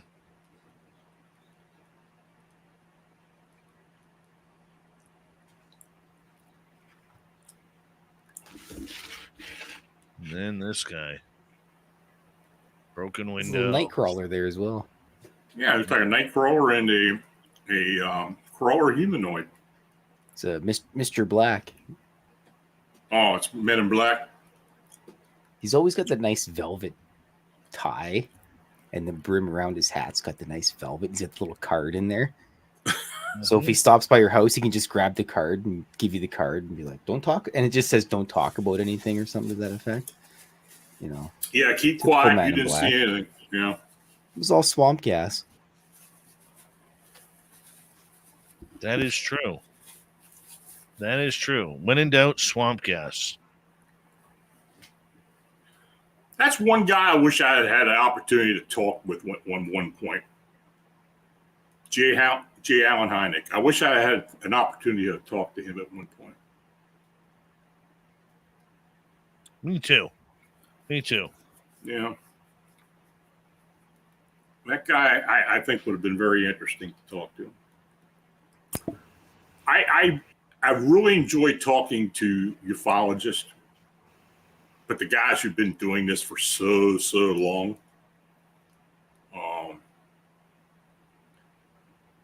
you need to get one of my buddies on your show sometime. Raymond Keller. Raymond who? Keller. The guy who writes about Venus and old ufology and send Filthy his contact information. Okay, love to get him on. He and I are going up to. I love spending time with him because we're going to go up to New Jersey to a conference. But I love sitting in the car talking to him. The guy has got all kinds of. He's a retired history professor at West Virginia University of West Virginia. And he actually drove out to Mount Shasta. He's out there right now. He's out at that conference right now. He goes to a lot of different places.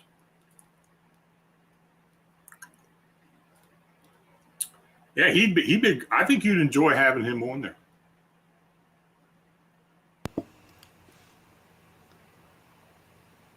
Filth, where's Blob, man? She's turned into a puddle. She's liquid. Was she melt? It's boiling. It's boiling hot here. Oh, where are you at? You're in Alberta, right? He's in Edmonton. Nice boiling Alberta. Oh, there, Mr. Gargoyle. Well, how hot did it get there today? I don't know. I don't have time to look at it. I'm just melting death in the warehouse all day. Yeah, it was in the mid-90s here today. Sorry, we use the metric system up here. Yeah, I know you do. I know you use centigrade. Well, there he is. Give him a pen. He's a mess. Oh, the gargoyle. Vinny hasn't moved. He's sat there. He's laid there beside me ever since the beginning of the show. He hasn't moved at all. You guys are crazy. Crazy. All right, big thank you tonight to Travis, Izzy Stradlin, Cat Chaser, Bob, Deb, and Thomas for the great super chats. Thank you for the love here, everybody. Very much appreciate it. And yeah, we got. Don't forget to do some shopping at our store. If you're new here, don't forget to give us a thumbs up, thumbs down. Helps with the algorithms, and hit subscribe and ring that bell. Here we go.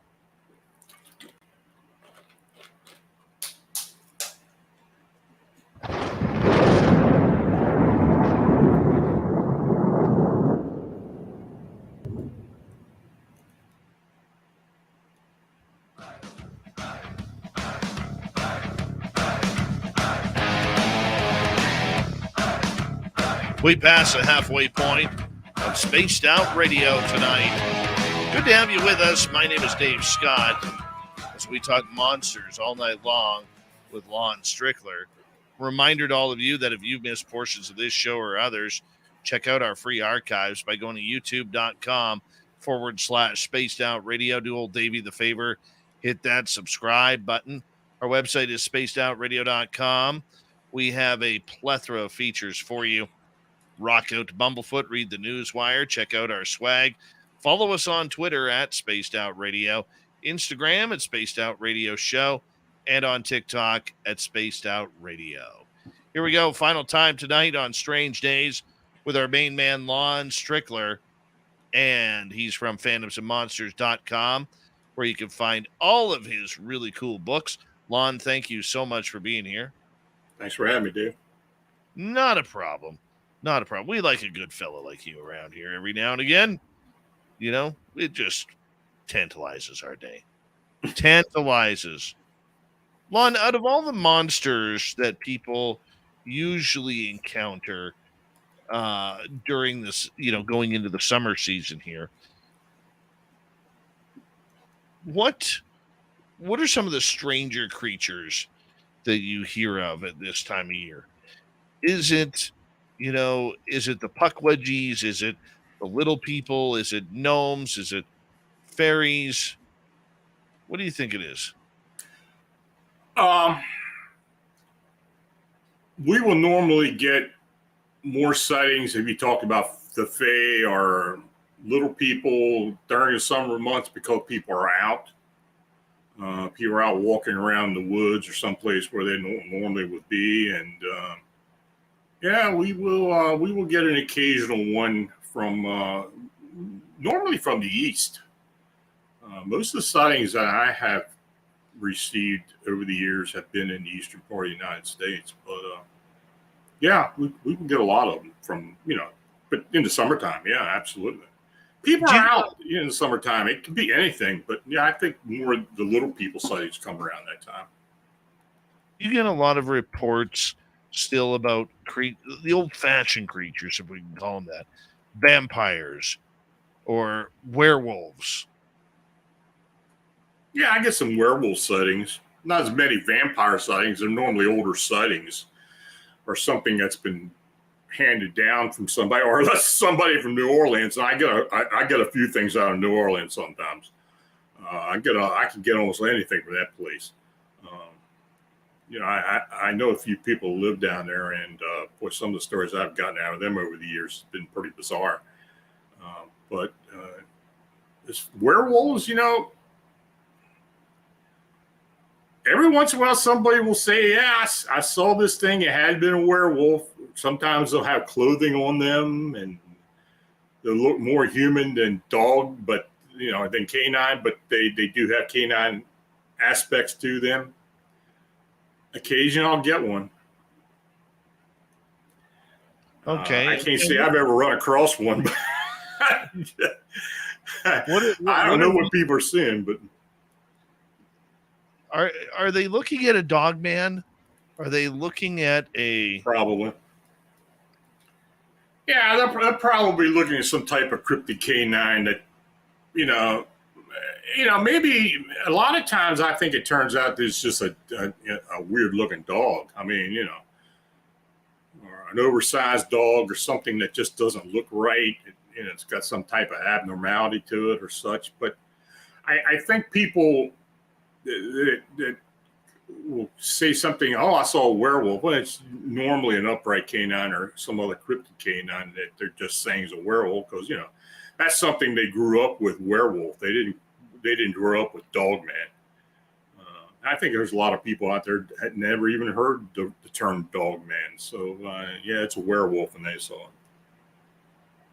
Do you think there is a relationship between Dogman and werewolves? No, I don't think so. I think it's if they were both real beings, I don't think there's any connection whatsoever. I think the Dogman, the canines, like I did with Bigfoot, may actually be indigenous or actually some type of portal traveler. I think there's some instances of both, like I believe with Bigfoot. But as far as werewolf goes, if you talk about werewolf in the term of what it's actually supposed to be, it's some type of shape-shifting being. I'm not saying it comes out at, when the moon is full or that whole thing, but there's something very supernatural about it. I think it's more related to, when you talk about the typical skinwalker and something to do with magic or something to do with some type of religious thing, like in the Navajo or the Pueblo tribes, where they talk about the skinwalker, and it's a witch that transforms into another being. I think the werewolf can kind of go into that category. I don't know if it's actually something that it really transforms from a human to a being. You've heard these terms about lycanthropy, where people seem to actually turn into a canid-like being. I think there is even a medical reason for that in some degree, but I don't know. I don't think there's any connection between the cryptid canines and the so-called werewolf. Do you think werewolves exist, though? Like, I know we've seen people, who have hair covered all over their Right. bodies. They've been in a lot of circus acts, or I hate to use this term because it's so old, but the old style freak shows that circuses used to bring to town, the human werewolf or the human dog or whatever it may be. Do you think that there is some sort of true werewolf out there, or is this just mythical legend? Yeah, I think a lot of it was myth. But just like with anything else, we've talked about thought forms. I mean, could someone actually manifest something like that? I don't know. Maybe it could. But if it's something to do connection of magic or connection with some type of occult or something, I guess that's also possible. But I think, in the terms, the horror terms of a werewolf, I don't know if that's true or not. Yeah, I wouldn't want to encounter one. No, I wouldn't want to encounter one. I mean, I say that, but I think any type of cryptid canine is frightening. That's one thing I don't ever want to come across. My sister spent almost 35 years as a prison guard. And one of the weird things that she stated was that, they would have to watch out for full moons, because on the full moon, the prisoners actually acted stranger. And this is something that had been documented in time throughout prisons. I mean, what do you think it is then about a full moon that makes people, go crazy? It's got to be something psychosomatic about it, I would believe. But you're right. There is documentation. I don't necessarily have heard about prisons, but I do know a lot of times when there are concerts and stuff, and when they schedule concerts and things, I've talked to promoters about this actually, because I used to be in the autograph business, and I used to, connect with a few promoters, and they don't schedule on full moons. Yeah, it's the strangest thing. Let's go over to our questions here from our audience. Let's go to Tony again. Is there any connection, Lon, to sightings of UFOs or cryptids and financially poorer areas?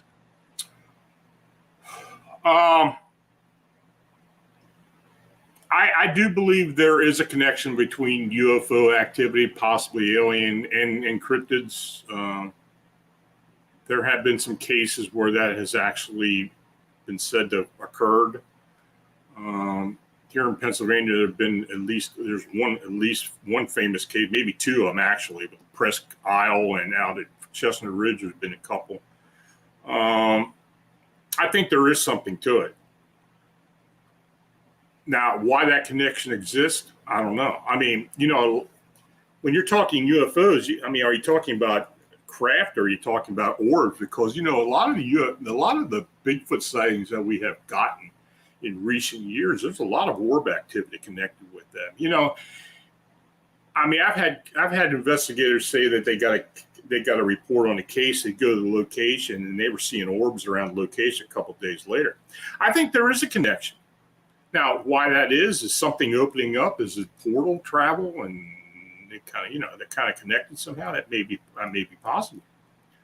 As far as financially poor areas, well, a lot of these areas where this phenomenon is seen, and I just talk about the Appalachians and the areas here in the East. It's kind of more of a wilderness area, and people do have a lot of sightings of a lot of different things. So I guess there may be a connection there, but no, I think the UFO cryptid thing is real. I do too. I totally think so. Tony, again, he must have missed when I asked this. That's okay. I'll re-ask it for him because he's a good dude. Do you think Dogman is mistaken for a werewolf? Yeah, I said before it could be mistaken for one. I think it is. Like I said before, I think people are familiar with the werewolf term, and that's when they see something that they don't understand and looks canid, it's automatically a werewolf. So yeah, but I don't think there's a real connection. All right, moving on to another question. Let's go to T2E. Mr. Lon Strickler, sir. Wow. What is your thoughts on the night crawlers? Have you ever seen one? Do you think they are skinwalkers? I even wrote a book about that, and I still have no idea what the hell those things are. The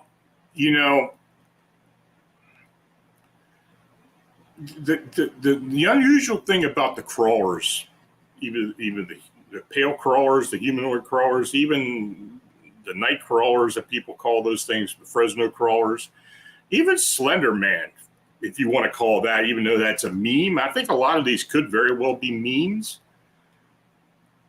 Are they thought forms? Possibly. But I don't think they're related to skinwalkers. I think that's an entirely different thing. That's an occult. I don't think these things have anything to do with the occult, because most witnesses who I have talked to who have experienced these crawlers, they have just showed up out of nowhere. Like they come out, like they just manifested. Some people think they come out of the ground somehow. I don't know if that's true or not. But they just seem to show up. They show up in places where, they're not invited. They're not supposed to be there. But they're fairly remote places for the most part. But I don't think they are skinwalkers. And I've never seen one. I don't know if I want to see a skinwalker. I really don't.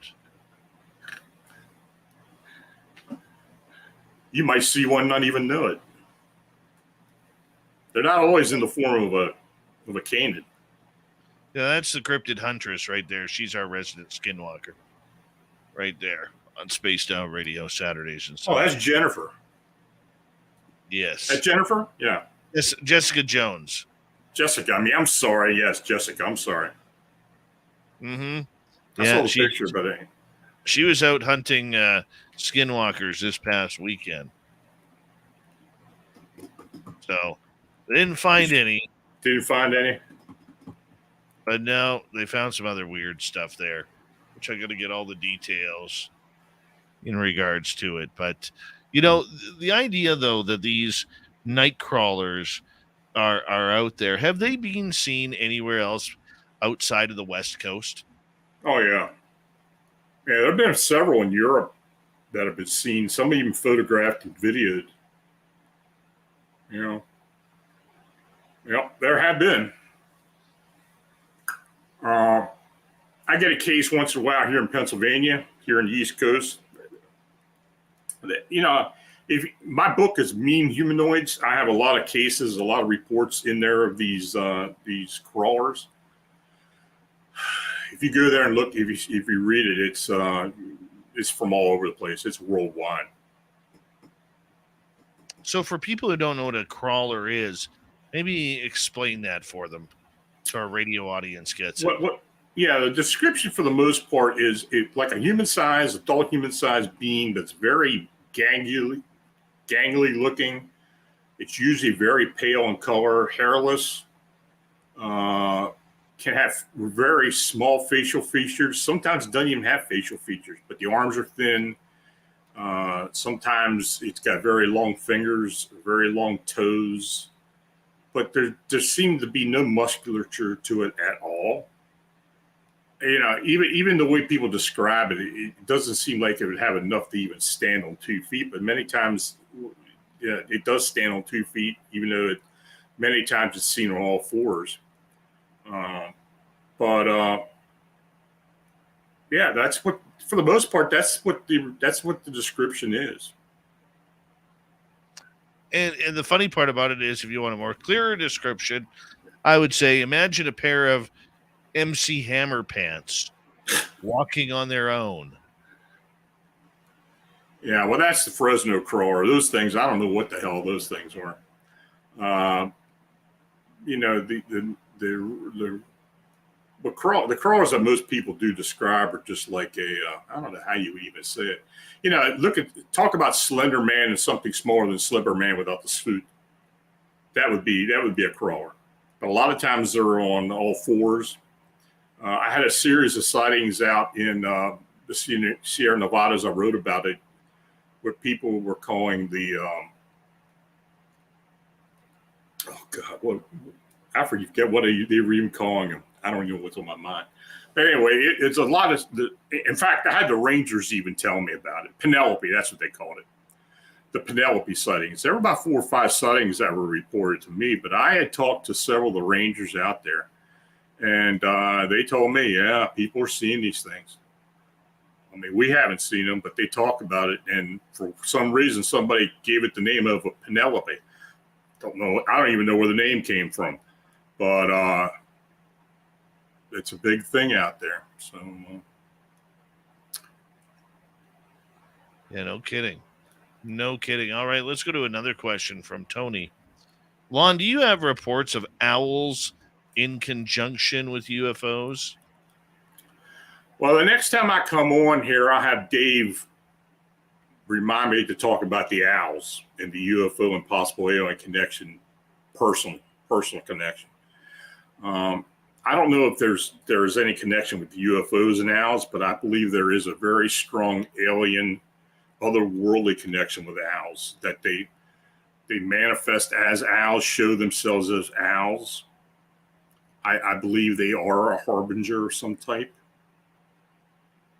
A lot of the indigenous people, tribes out in the Pueblos, especially like the Navajo, who I've talked to many people about this, they consider it as being a harbinger. But it's something that I experienced years ago, the year my wife was sick before she passed.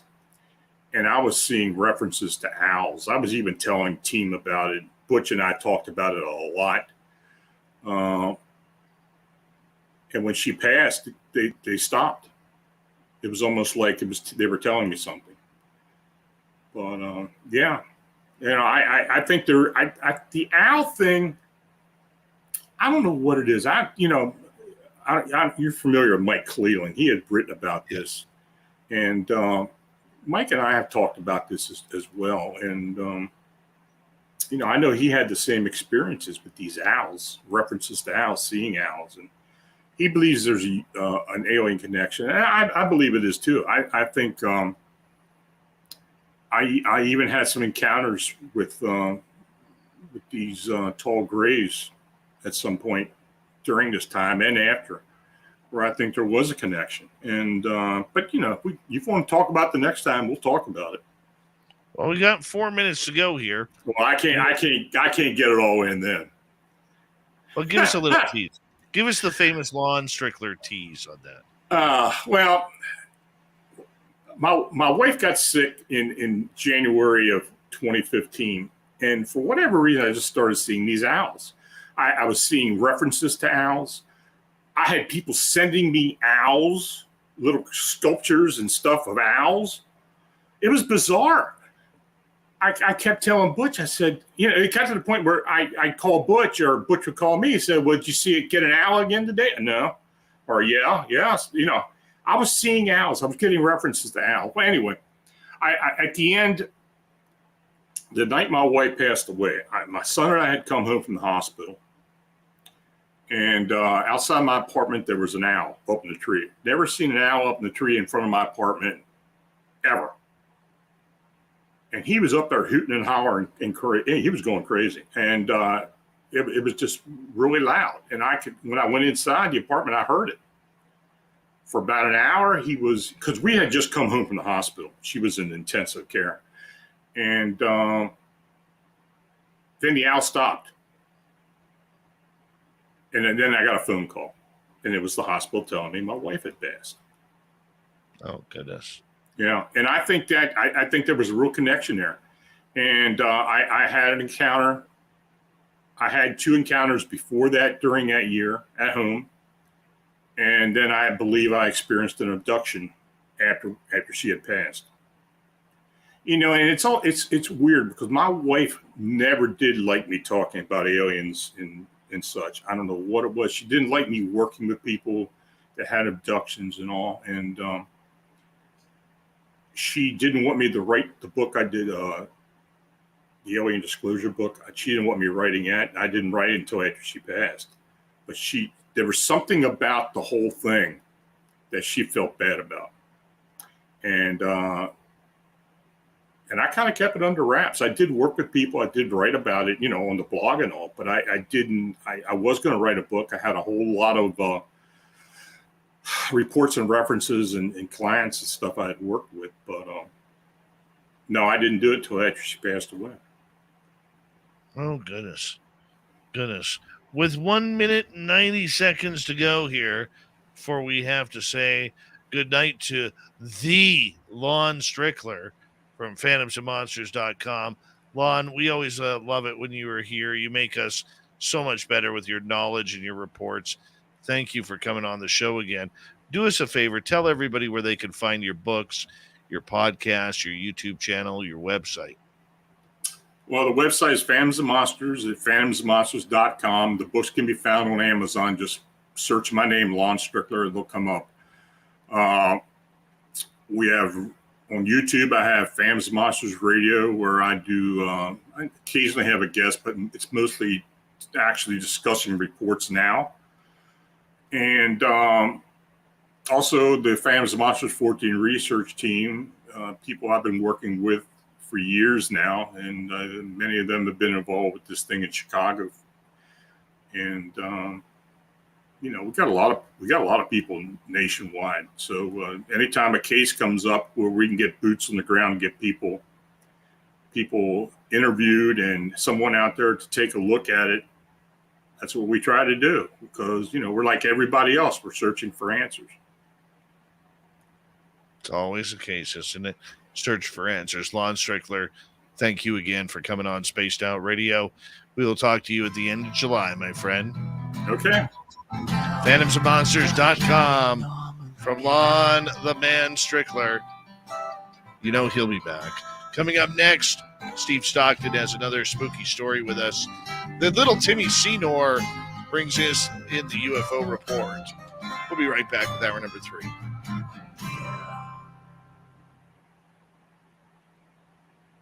Great job tonight, Lon. as per usual. Yep. Appreciate you, my fan.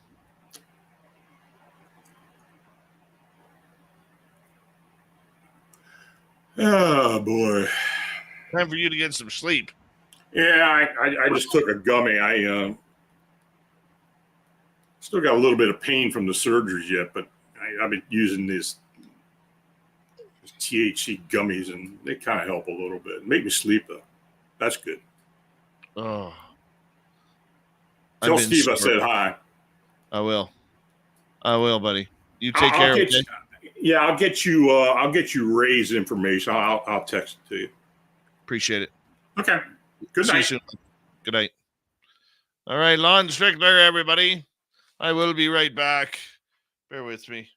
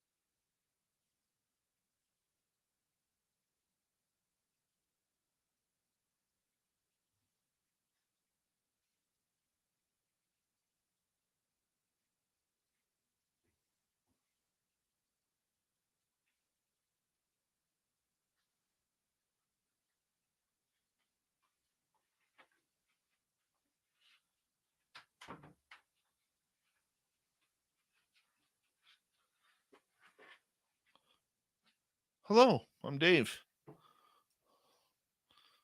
How you doing?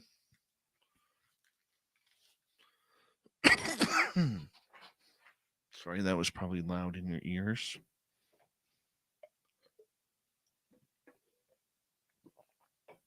I went to see if my deer were back, but they weren't. Hi, Sleepy Howl. Welcome to SOR Chat.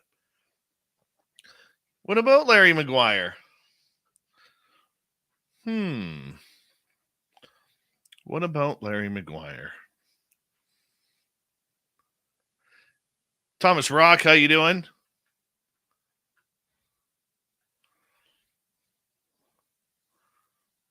Thank you to our super chatters tonight. Travis, Izzy Stradlin, Cat Chaser, Science Bob, Deb, and Thomas. Very much appreciate your listening ears. We'll let Filthy decide that.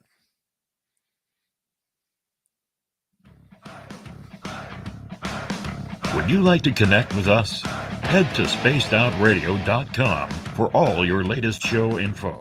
Now, back to Dave Scott and SOR. Here we go with the third and final hour of Spaced Out Radio tonight. Good to have you with us. My name is Dave Scott. I'm the dude here behind the microphone who talks all things woo. Hello to everyone listening in on our terrestrial affiliates around North America, digitally on Odyssey Radio, TalkStream Live, and KPNL. All of our archives are free. Join us at youtube.com/Spaced Out Radio. Do old Davey the favor, hit that subscribe button. The Desert Clam has set the password for tonight in the SOR Space Travelers Club. What do you got for us, Clam? How about Logarithmics? Logarithmics is your password. Use it wisely, Space Travelers, as the Clam sets the password each and every night right here on Spaced Out Radio. Our website, spacedoutradio.com. We have a plethora of features for you. Rock out to Bumblefoot, read the news wire, check out our swag as well. Follow us on Twitter at Spaced Out Radio, Instagram at Spaced Out Radio Show, and on TikTok at Spaced Out Radio. It is that time once again where we say hello to Steve Stockton from the YouTube channel Among the Missing and another spooky story. Hello, friends. Welcome to Among the Missing YouTube channel on Spaced Out Radio. I'm Steve Stockton, and I'm about to take you on an unbelievable journey of people just like you. Their stories and encounters will haunt us on Among the Missing.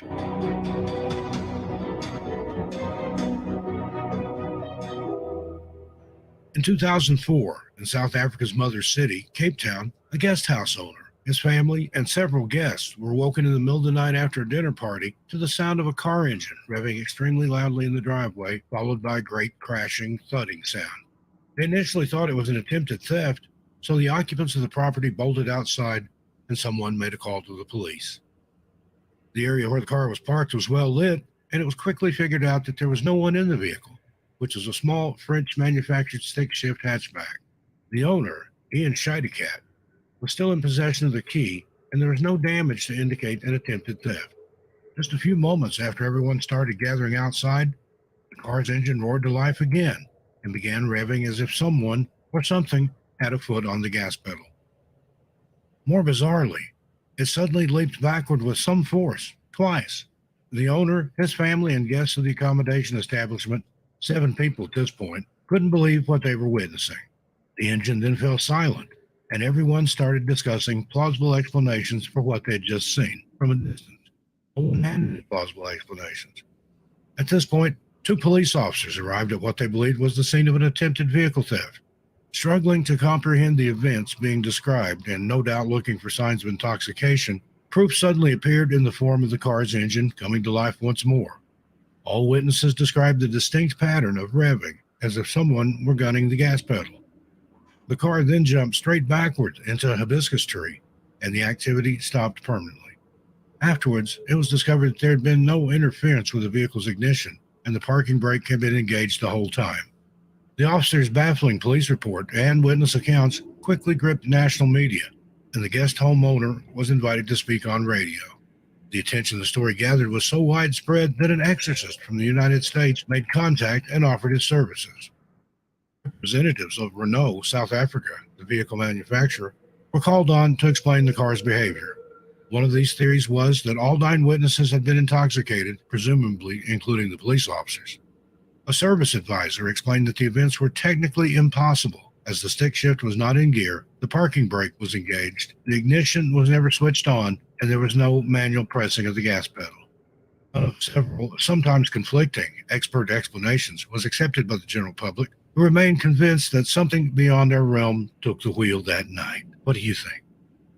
Number 2, President John F. Kennedy's Lincoln limousine. The limousine in which President John F. Kennedy was shot lives in the Henry Ford Museum in Dearborn, Michigan, and is treated with reverence by both staff and visitors. Numerous people who spent time at the display to contemplate the tragedy of November 22, 1963, went on to report a supernatural presence around the pristinely kept, modified Lincoln Continental 4-door convertible. A cluster of specific accounts describe a gray figure standing near the car who waves before placing a red rose on the car's hood. Another group of reports detail a figure seated in the back passenger side seat. The press has since labeled the limo the death car. Sightings of the gray man by both museum staff and visitors increase around the date of President Kennedy's assassination in November, and a number of people describe a feeling that a message is being relayed, specifically that JFK was shot by 2 men, one of whom he saw standing on a lawn with trees above. The spooky relic of the tragic day continues to draw visitors, and reports of the gray man still surface regularly.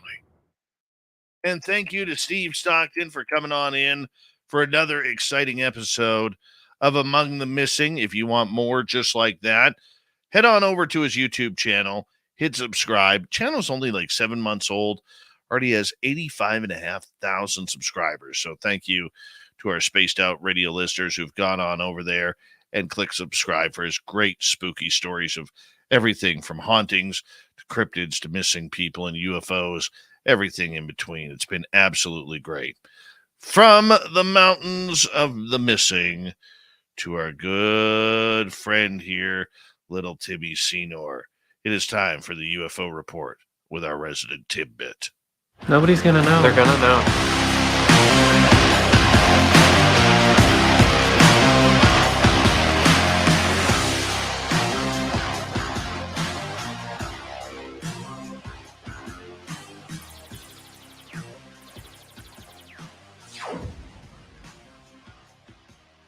Tim Senor, it's always good to have you around here, and I appreciate you coming on in once again for another edition of the UFO Report. How you been, buddy? I've been great. I love the shirt you're sporting tonight. That looks fantastic. The MUFON. The MUFON Yes. shirt. My Looking so MUFON sharp. Yeah, I figured I'd wear it. Why not? I love Why it. the heck not? You know, I want to start off tonight. I know it's not on your list, but I want to start off on this very, very delicate subject that seems to be tearing the UFO field apart regarding the story of David Grush. Now, investigative journalist Ross Coulthart has come out and said that Grush suffers from autism. And now there's a bunch of people in the UFO world who are absolutely grading Grush's credibility because he's on the autism spectrum. Now, one of the things that I have learned through this all is a long time ago, we used to call it Asperger's disease, okay, which is somebody who is highly intelligent, does not maybe show emotion or not know how to act properly in a public setting, doesn't really show a lot of emotion, as I just said, in regards to subjects where they're so brain focused on learning everything about it that that's all they could think about and that's all they could concentrate on. And I believe that Asperger's now is being described as a form of autism.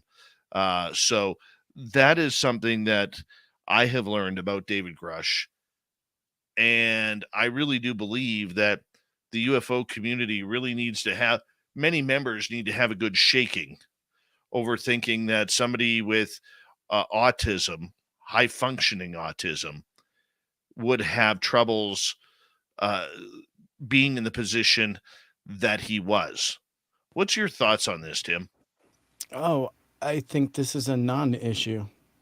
The only thing that may come to play is some of his mannerisms may not go in line with what is normally expected. But I would say, other than that, really, this is not an issue, really, to even be brought up, unless people are trying to decipher anything by his mannerisms or the way he talks or operates. I don't think that, I mean, we're all different. Like, you could probably pick apart the way I operate. And who knows, maybe I'm on the spectrum as well. I've just never been tested. So I think it's one of those things that's very loose. With some people it's very prevalent, some people it's not. But again, for somebody, like this, it's not an issue. He offers it up as just something that is really not a big deal, and it's not. So interesting that it's public knowledge and that it's being weighed out differently by different sections. Obviously anything that can be used as ammunition often will be.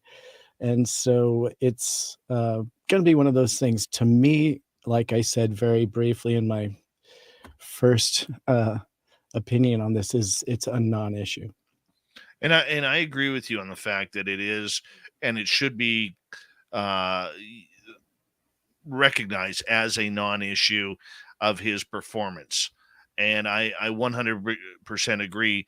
The point that I'm getting at is, and I don't want to spend too much more time on this, is the UFO public is looking for any sort of reasoning to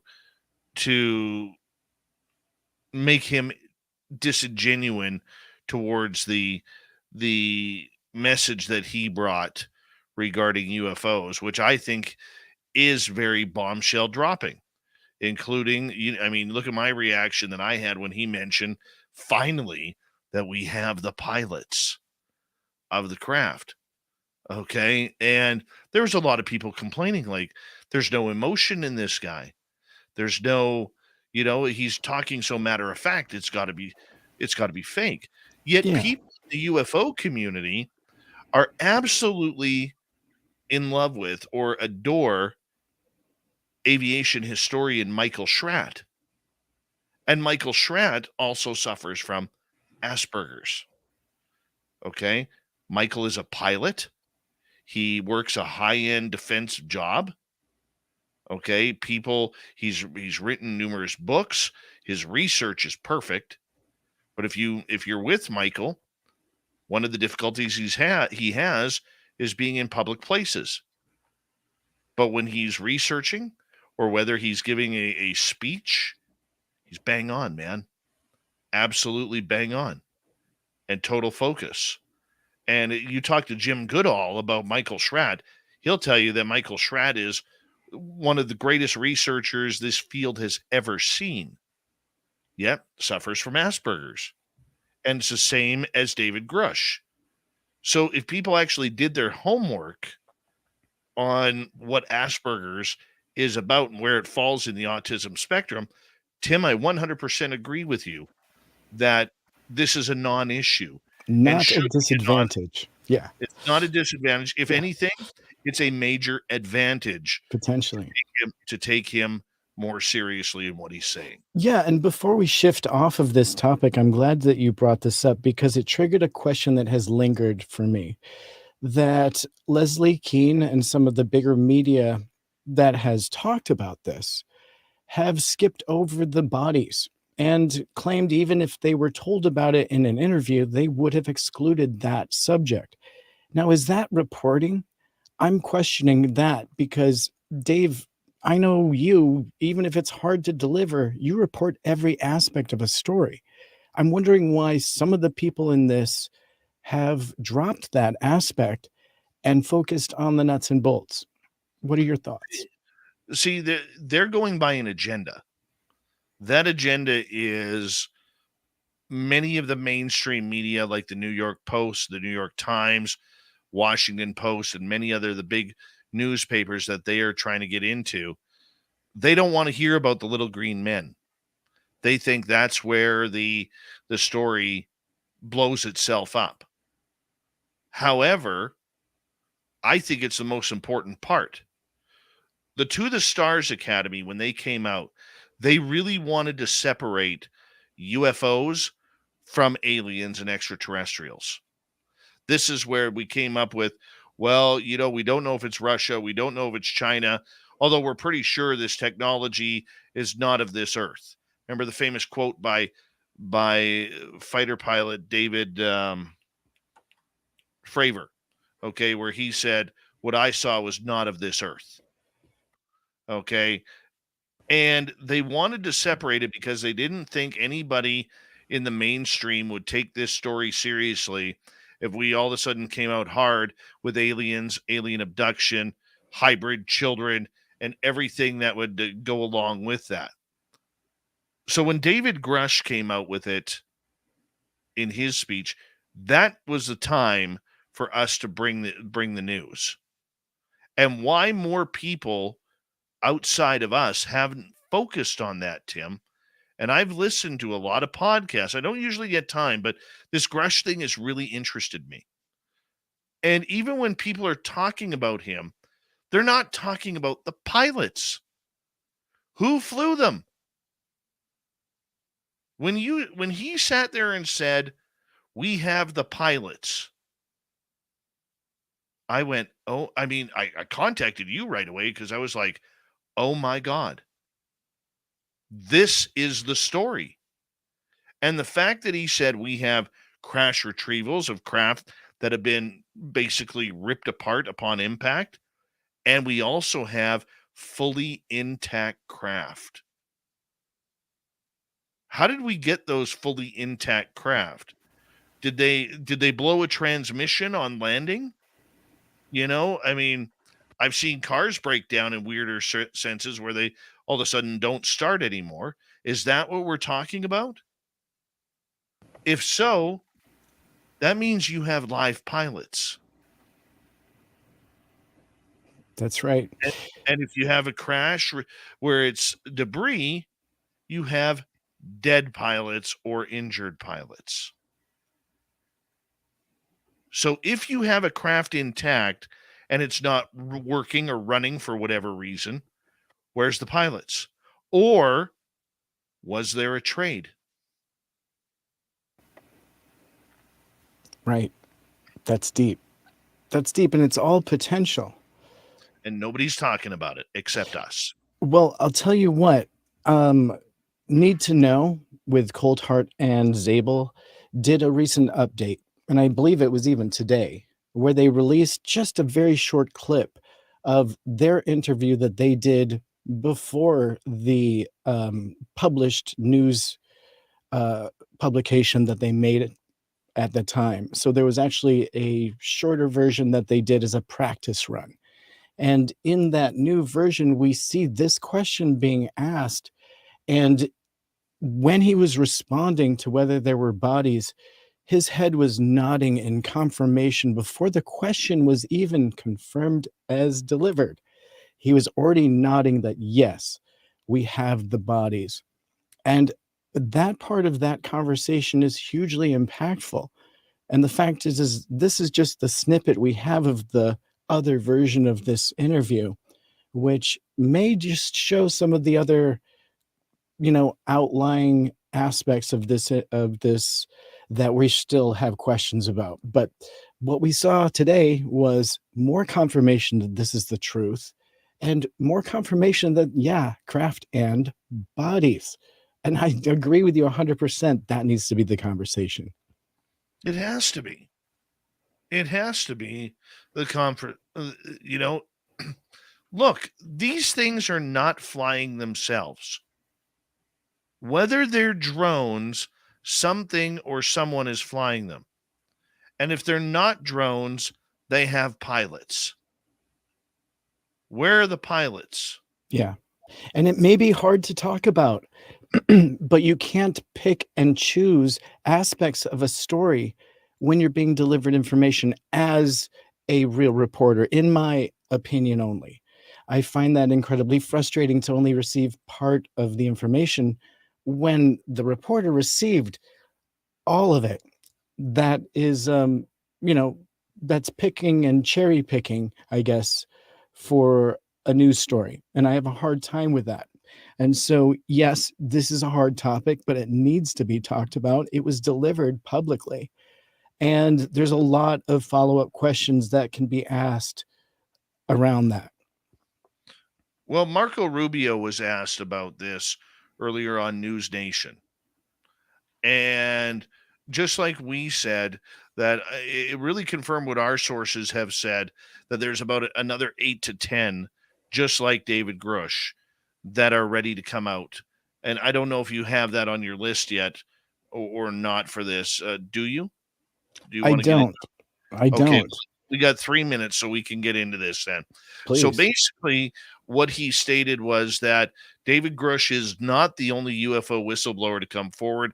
Others in high-level positions with direct firsthand knowledge of crashes and crash retrievals have as well. Joe Mergia on Twitter at the UFO Joe always does a good job of breaking this out down. He says, what incentive would so many people with that kind of qualification, these are serious people, have to come forward and make something up? Some of these whistleblowers, frankly, are fearful of harm coming to them. Okay, Rubio then says that people have come forward and shared information with their committee. He suspects some of those folks are the same ones Grush is referring to about the crash retrieval program. Rubio wants to be very protective of these people. A lot of them came to Congress before the whistleblower protection was law. These folks claim to have firsthand knowledge of certain things. Some are public figures like Davis Elizondo. That's what he put in quotation marks. And we've heard from them in the past. Some are not so public figures. He feels that he's not trying to be evasive, just trying to protect the whistleblowers, some of whom still work in the U.S. government. I mean, this is something that we need to be aware of. Okay, they are going to get in trouble. They are going to have their lives changed. This isn't an easy subject. If the mainstream may be sweeping it under the rug, but this is still a subject that could get a lot of people in trouble publicly and professionally. Who's going to want to hire somebody like this if their name is dragged through the mud? Right? Yeah, you're absolutely right. There is a lot of risk involved, and I'm wondering why whistleblower testimony isn't enough for everybody. For some people, this testimony, even though sworn before Congress, and there's a confidential portion of this also handed off to Congress, why isn't this enough for some people? Why is this not plastered across the headlines of USA Today and other major media outlets? Dave, I feel that perhaps, at least in this community, there's a little air of frustration where we're really coming up with gold. And for some reason, it's being spat back in our face as if this isn't heavy duty evidence. I feel whistleblower and witness testimony, when given under oath in front of Congress, should be as heavily weighed as a metamaterial piece of evidence or something else that is particularly supposedly from UFO craft. Why is whistleblower testimony not getting the heavy duty weight that it deserves?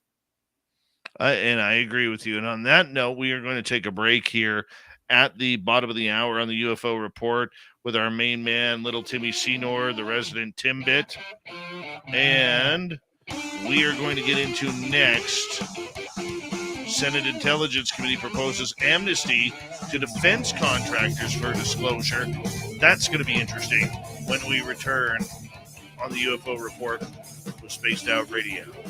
Stay tuned.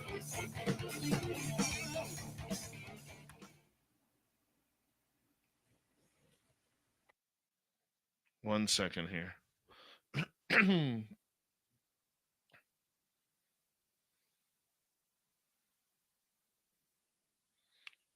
Holy cow.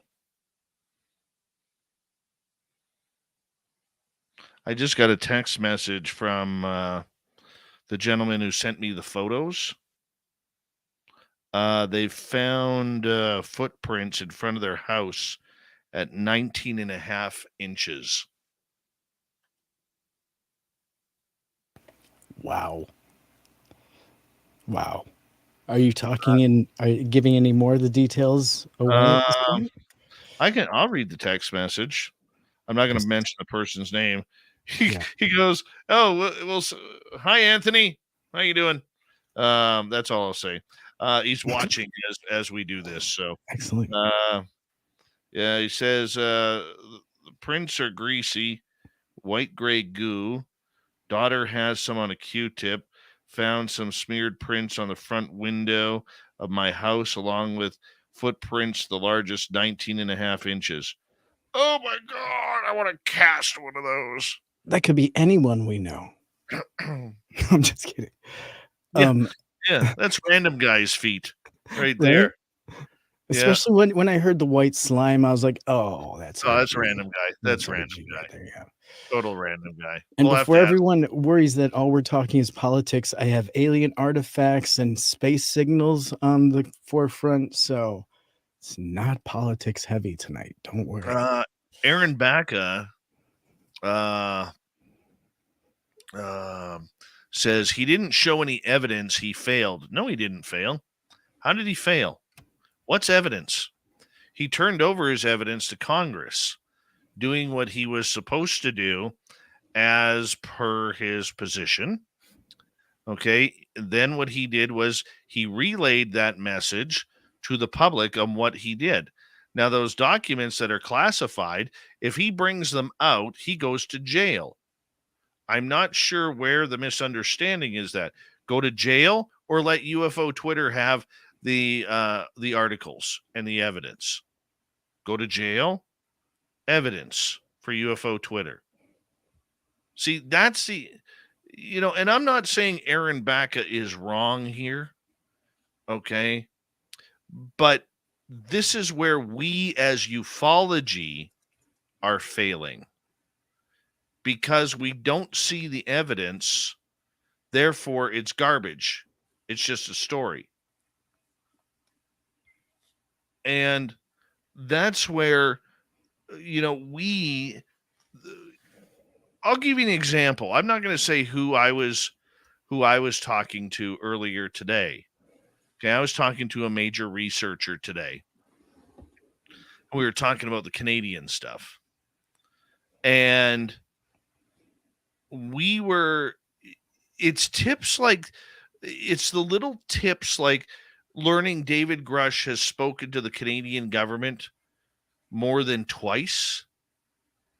That's what gives us the gas, pours the gas in our tank in order to go to our sources and say, give me what you got on this. I've already learned this.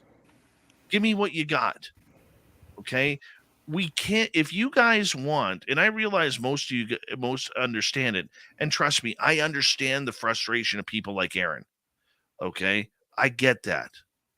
Okay. But what I am saying is if we go and out those sources, if we go and out that information, that door closes and it will never open again. I've had doors close on me in my time as a journalist. When those doors close, it is hard to find another door that is going to take you into that same opportunity. So it may be trickles, guys. It may be just little crumbs that are big enough to feed a shrew. But at least the as long as the trickle of information is coming through, we got to take what we can. As long as it is verified. I try and verify everything that I have by 2 to 3 sources before I release anything. And I know most people are like that. So we're trying, guys. We're trying. But a guy like Rush, 100% real. 100% real on that one. Yeah. We got 10 seconds. Yeah. Yeah, Aaron, I agree with you to a massive extent, though. I mean, but anyways. Here we go.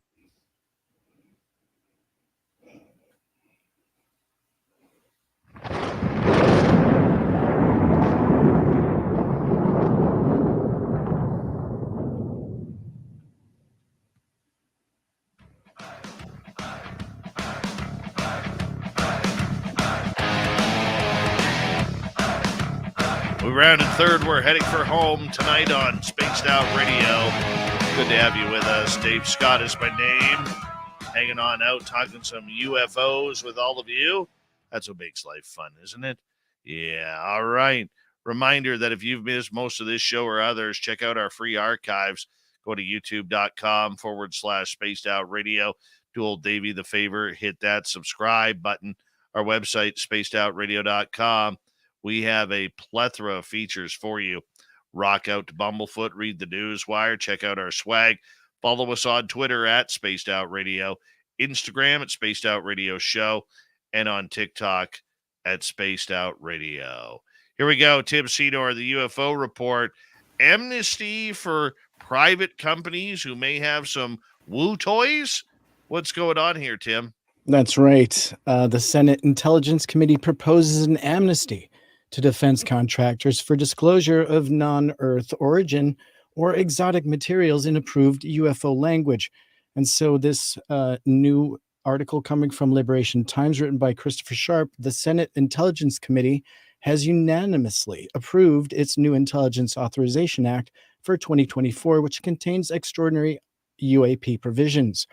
Noteworthy elements of the legislation include the suspension of U.S. government funding for illicit UAP programs and the provision for legal amnesty to defense contractors suspending of possessing non-human craft or materials. And so regarding the proposed amnesty provision, defense contractors and other entities in possession of UAP-related material or information obtained from or through the U.S. government must voluntarily disclose it to AARO and the dedicated UAP office within 60 days of the bill's enactment. And so it looks like they are starting to apply pressure to people that have the information. It's their chance now to come forward without any repercussion. So Dave, before we skip away from politics, I wanted to pry this forward because I found this so interesting that they've really just put a stop to any potential further secret UAP programs. Everything must now in future be passed through and approved by Congress. So no more of these programs can exist. So part of these whistleblowers coming forward may have been heard, and maybe we're getting some action. So Dave, please, let's just very briefly comment on this before we move into some woo. Well, I disagree with you on that point, that this is going to be the end of privatization in this. Look, they have to have the privatization. We don't like it, okay, but they have to, man, because that's how they get away from NDAs. That's how they get away from FOIA requests, okay, is by putting a lot of these subjects into private hands. Right, but it won't get funded without transparency. The government can talk tough, okay? But let's also remember, my friend, that just the other day there were $6.2 billion that went missing, okay, just before an attempted coup. And they had no recollection of where that money went missing. There is money that goes missing from the budget each and every year. And do you really think if the U.S. government has secrets that are going to enhance the military technology, that they're not going to put it in private hands?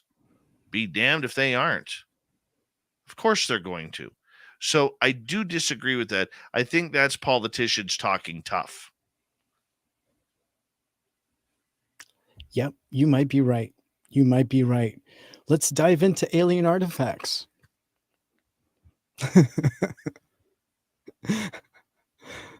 I feel I can't win that one. I can see the look on your face. Okay. What I would like to see, and this may be a little bit off topic, I would like to know, where are the crashes? Where were the crashes? Where did they get the debris from?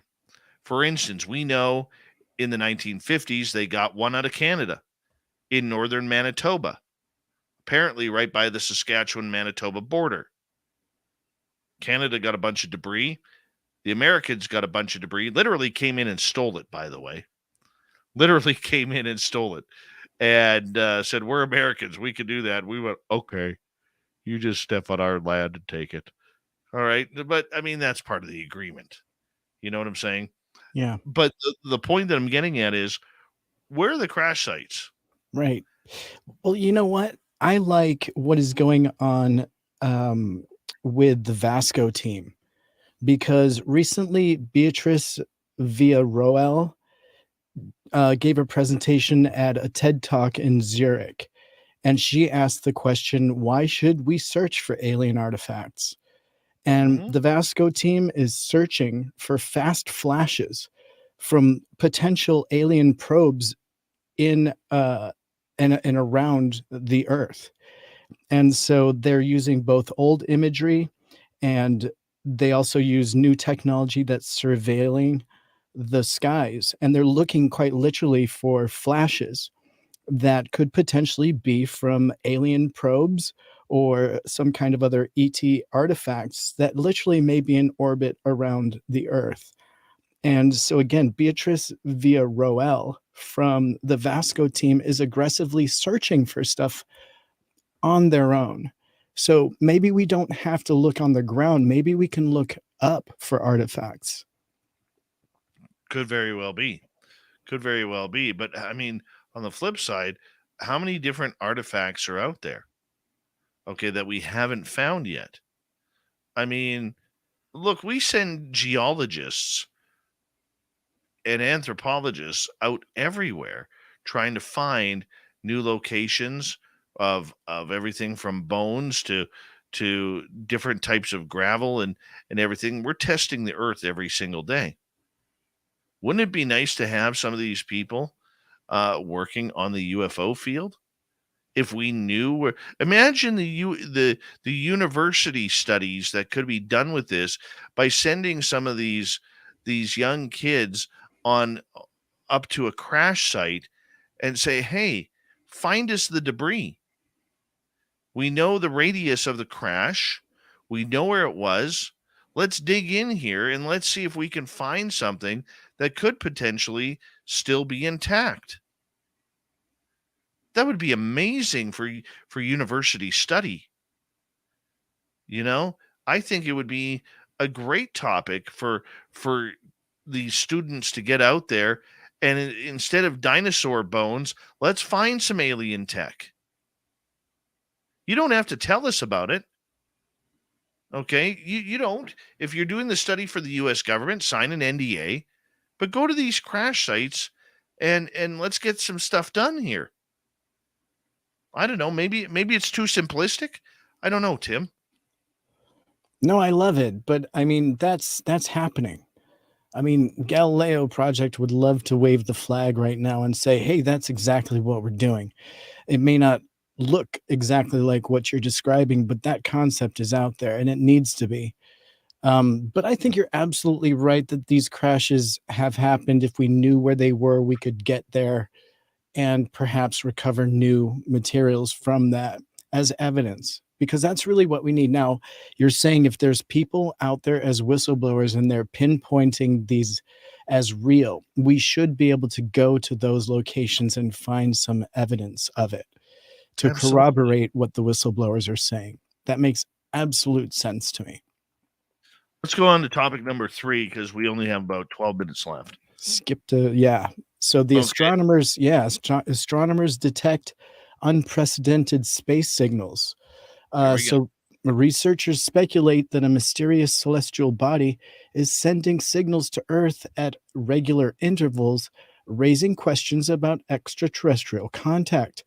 And so, in a groundbreaking discovery, astronomers have detected radio wave signals being transmitted to Earth at an astonishing rate of approximately 3 times per hour.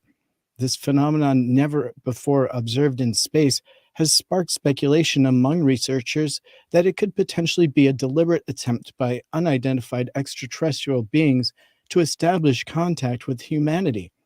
Scientists from Australia are currently engrossed in a task of deciphering and analyzing the perplexing messages and signals received from the vastness of outer space.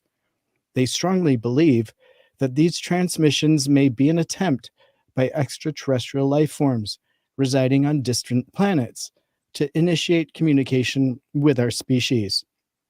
So, according to a report published in the British newspaper The Mirror, unfortunately, researchers have confirmed the extraterrestrial origin of these signals, suggesting the presence of aliens living on another world and endeavoring to contact our planet.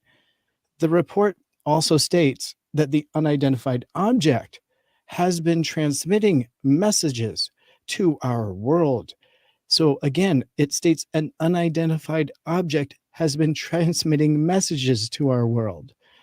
So continuing, these signals are believed to be evidence of an unidentified celestial body situated at around 4,000 light years away from us. Astronomers describe this enigmatic entity as unlike anything ever observed before in space. And so observations made by scientists have revealed that this mysterious object releases a significant burst of energy every 18 minutes, occurring 3 times per hour. So astrophysicists involved in the study suggest that these signals could potentially serve as evidence of extraterrestrial life. Dave, kind of exciting. We've been listening for a long time, but now a scientific group of people in Australia may have actually discovered a signal. Does it get you excited? I'm going to say this, Tim. I think, and quote me on this, I don't remember what month it was. Okay. But I said any type of disclosure that we have where the president of the United States walks up to the podium and says, ladies and gentlemen, we have found extraterrestrial life out there, would come from a signal. That's what I totally recall you and I having this conversation prior. And I'm not sure if you remember that or not. But, I do. Okay. Yeah. This is what we're talking about. That way they get their exit cue that no aliens are visiting here. We don't have any crash retrievals. We don't have any alien technology. But look, we are able to confirm we are not alone in the universe. We have something 4,000 light years away. We'll never be able to get there in today's technology, but we are going to send a signal back saying hello from Earth. By the way, this is Michael Jordan. This is LeBron James. This is Wayne Gretzky. And, name all today's athletes and musicians, and, they'll get it done. And I'm being facetious when I say that. Okay. But this is where I think it comes. I think this is something like this could be the start of disclosure, because something like this would absolutely kill any investigation into whether or not the little green men have flown their ships into planet Earth and run out of gas or crashed because they got too drunk on a Friday night. Yep. Same reason they keep talking about exoplanets and discovering them and how far they are away. It's all about that distance. And then they keep talking about how it's absolutely impossible to get from here to there and vice versa. You are so right. And it's so frustrating. And I do recall that conversation that we had. And you really did call it out like it's almost a recipe for their version of disclosure.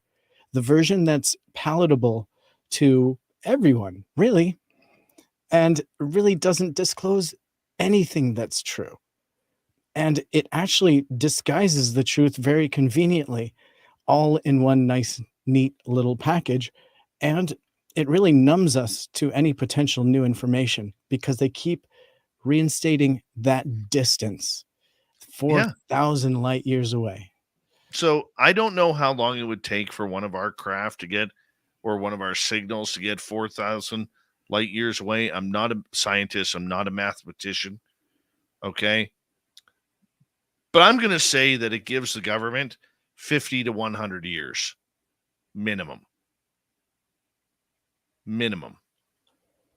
in order to get that signal back there. My question That way too. they don't need to deal with it here. Well, Go ahead. would you send a signal back? I mean, would you want to put the beacon out that we're here? Like if it was, and what if you hadn't deciphered it all the way and you responded back? We need to consider deciphering it very well before. And who knows if that's even a true, like it's, I just think back to some of the real big brains that have considered life outside of Earth. And they've all said to stop sending signals out. Well, I think if they could decipher what the signal meant, let's say they found a language within that signal, then it's a whole different ballgame. But don't forget, we're a very loud planet too, Tim. We're not quiet. We are echoing the chambers, and somewhere, out in space, the dinosaurs are still roaring. Just think, in 65 million years, you and I are still going to be alive broadcasting. That's kind of cool to think about, actually. It's very cool. Wow. Yeah. Wow. Yeah. And to think that somebody on a planet far away, if they were able to see us, what they would view the Earth as, if they were to look at the planet itself, what would be roaming the planet at that time? It wouldn't be what we're looking at right now. Right? Because time and it's a hard one to wrap your head around. So yeah, they could be viewing the dinosaurs or they could be viewing our future. All right. 4 minutes left. The last topic of the night. What do you got regarding Elizondo? Yeah, let's go ahead and bring that up. And this is concerning what took place quite a long time ago. Was a conversation that may or may not have come back to haunt Lou Elizondo. Following the revelation surrounding David Grush, the United States Senate is under immense pressure, obviously, to address the unfolding circumstances. And so, along with Grush, another individual of paramount significance, Lou Elizondo. He holds a wealth of concealed information pertaining to the Pentagon's covert UFO program, and he's highly regarded as the cornerstone of the entire UFO disclosure endeavor. And so, they have provided credence to the Italy UFO crash, I guess they're calling it now, the information that came from the Mussolini files, which plays a significant role in the whole UAP subject as it's superseded from the famous Roswell crash. And so the question now relies on some information coming from Dr. Greer. Speculation surrounds Lou Elizondo's claim of witnessing an extraterrestrial craft in a government facility. And despite constraints due to non-disclosure agreements, Elizondo has hinted at the existence of the UFO debris in interviews.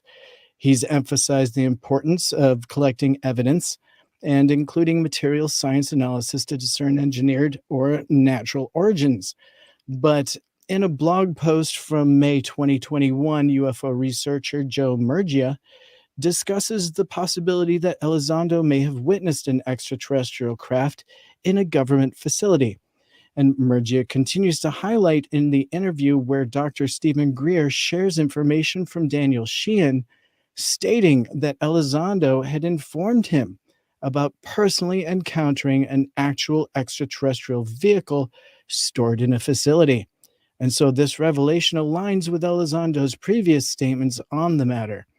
And also, Sheehan shared that even though it's more explosive, that Lou Elizondo has informed him that, in fact, he has been in a facility where an actual extraterrestrial vehicle was stored.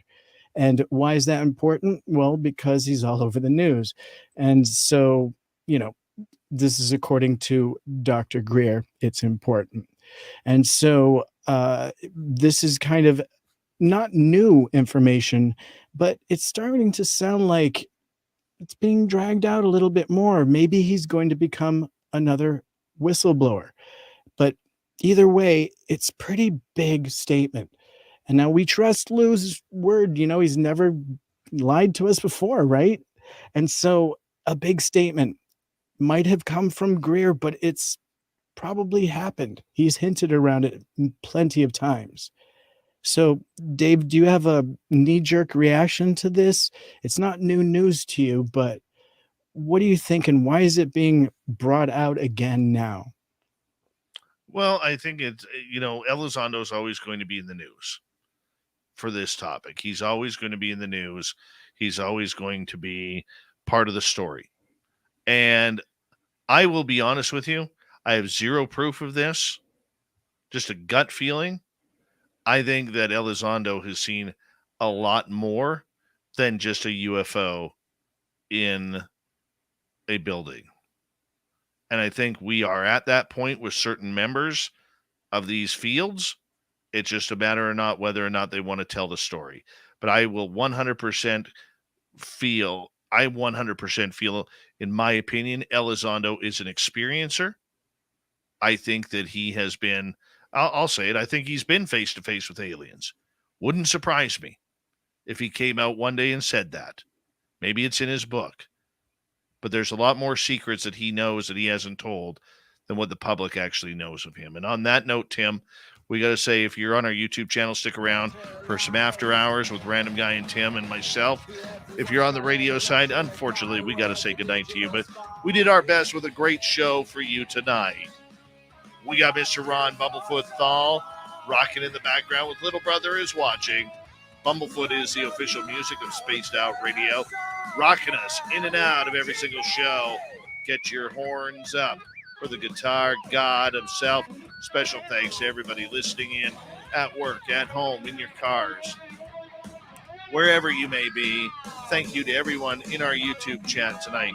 YouTube, Twitch, LGAB, Facebook, Spreaker, LinkedIn, the Space Travelers Club, and on Twitter at hashtag Spaced Out Radio.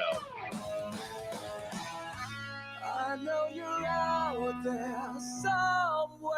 Remember, this show is copyright by Spaced Out Radio and SOR Media Ventures Limited.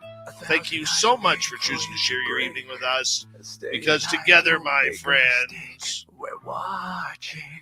We own the night. Mr. Bumblefoot, we need a favor. We need you to take us home.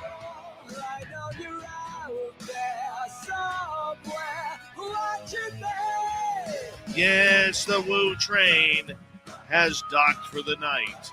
But soon, my friends, we shall ride again. Your seats are always available. Your tickets never expire.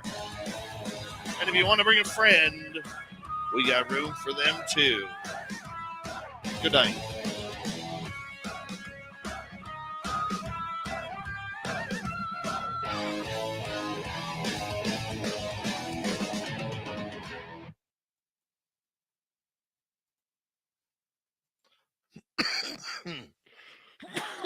By the way, tomorrow night's guest, Mick West. Mick West tomorrow night on the show. Random Yee. There he is. Yee. Mick West, that's a pretty good guess. I like the guy. That's solid. But I like the guy. I'm not even giving a judgment. I'm just saying that's a good land for SOR, regardless of how you feel. Somebody get here from. That is Bigfoot. That is one ugly foot, dude. It's a Bigfoot sighting. That's hilarious. Is that your wife, Tim? Oh, yeah. Oh, yeah. She wears a size 16. No, Forget remember about when it. you guys were talking about the Bigfoot stuff earlier? Yeah. I was walking around outside with no shoes on. And I was like, huh. Because you mentioned Random Guy foot. So Random Guy wears a size 16, but end to end is 13 and a half inches from heel to toe. To give it perspective. We have proof that RG just texts me random body parts. Yes. It's a good thing you weren't talking about something else, because Tim would have got that text. Yeah. I always get those texts. He takes them for the team. I'm glad I don't get those. Shocker. Glad I Shocking. don't get those. Tim has a body part fetish. I don't know how to explain it. I know. Well, he does It's it like- up close, and it's the fun is guessing what body part it is. Yeah, sometimes I'm just like, at church, and Tim texts me, "Hey, buddy, any appendages that are available?" And I'm like, "I don't know. Let me go to the bathroom." I'm sorry, we're way off course here. Good stuff. Good stuff. Good Way more information than needs to be shared with the public, but that's how we roll. We get bored. If it was true, I might hesitate more. Oh, it's great.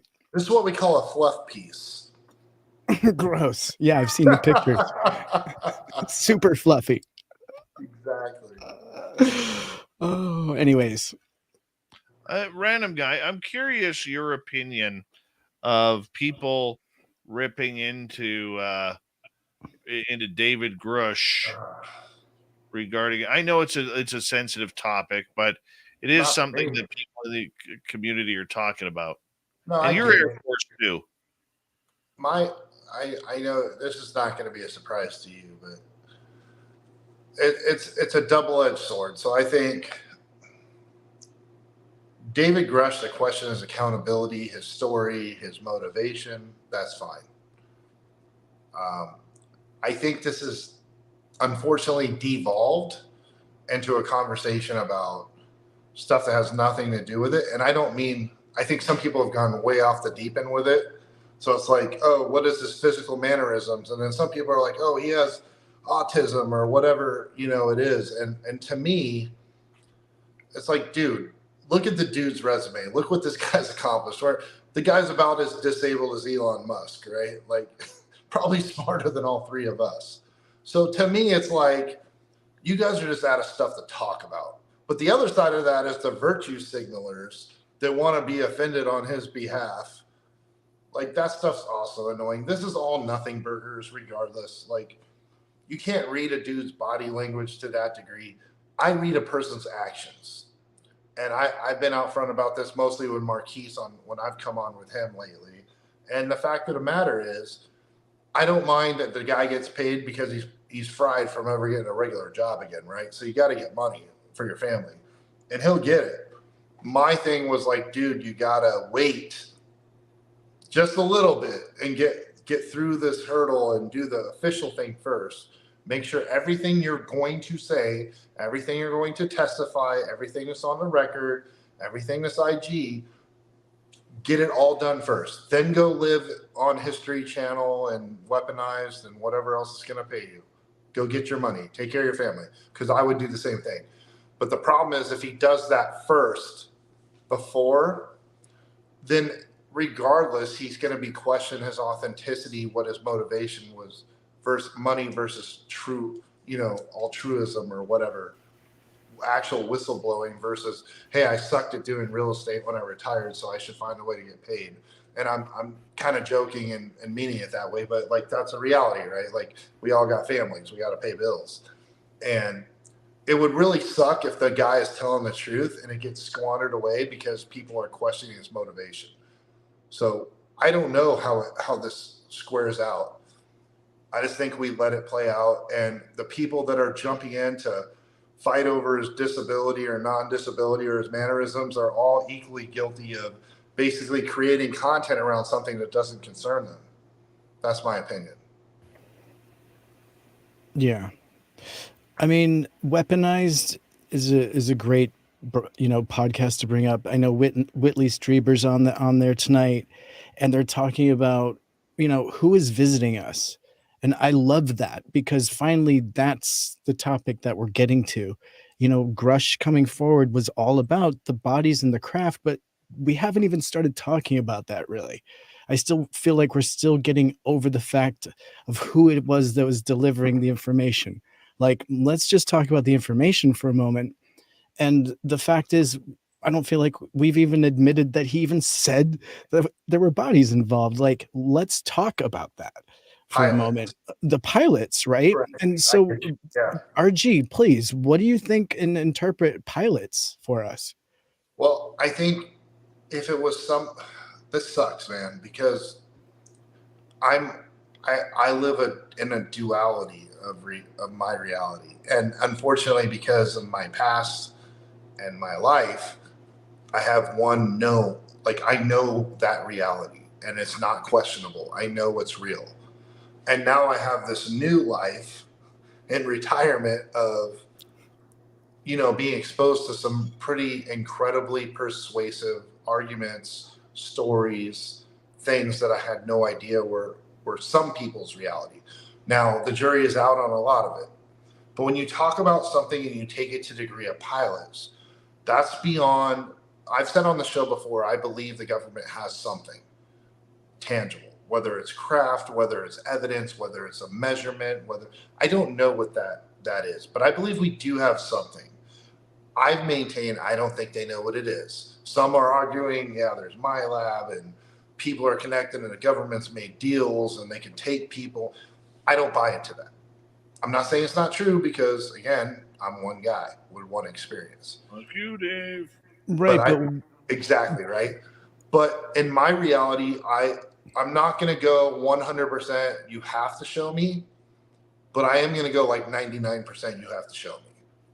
So I need something. And when he talks about pilots, I'll get back to your point. When he talks about pilots, all I mean to say is that is an incredible next level, because that takes away just a lot of things. That takes away, what if they're here monitoring from another dimension?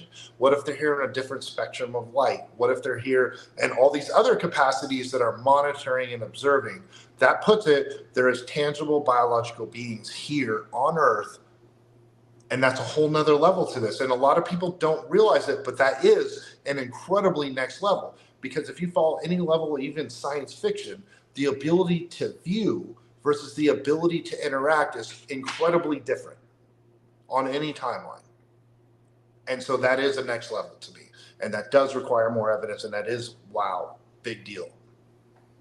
But what if they were to tell you that maybe the J-Rod story was real? Someone was to come forward and be like, hey, you remember that alien autopsy film, or just a few frames? There's a few pretty convincing pieces out there that may be real. I don't know if you've seen them.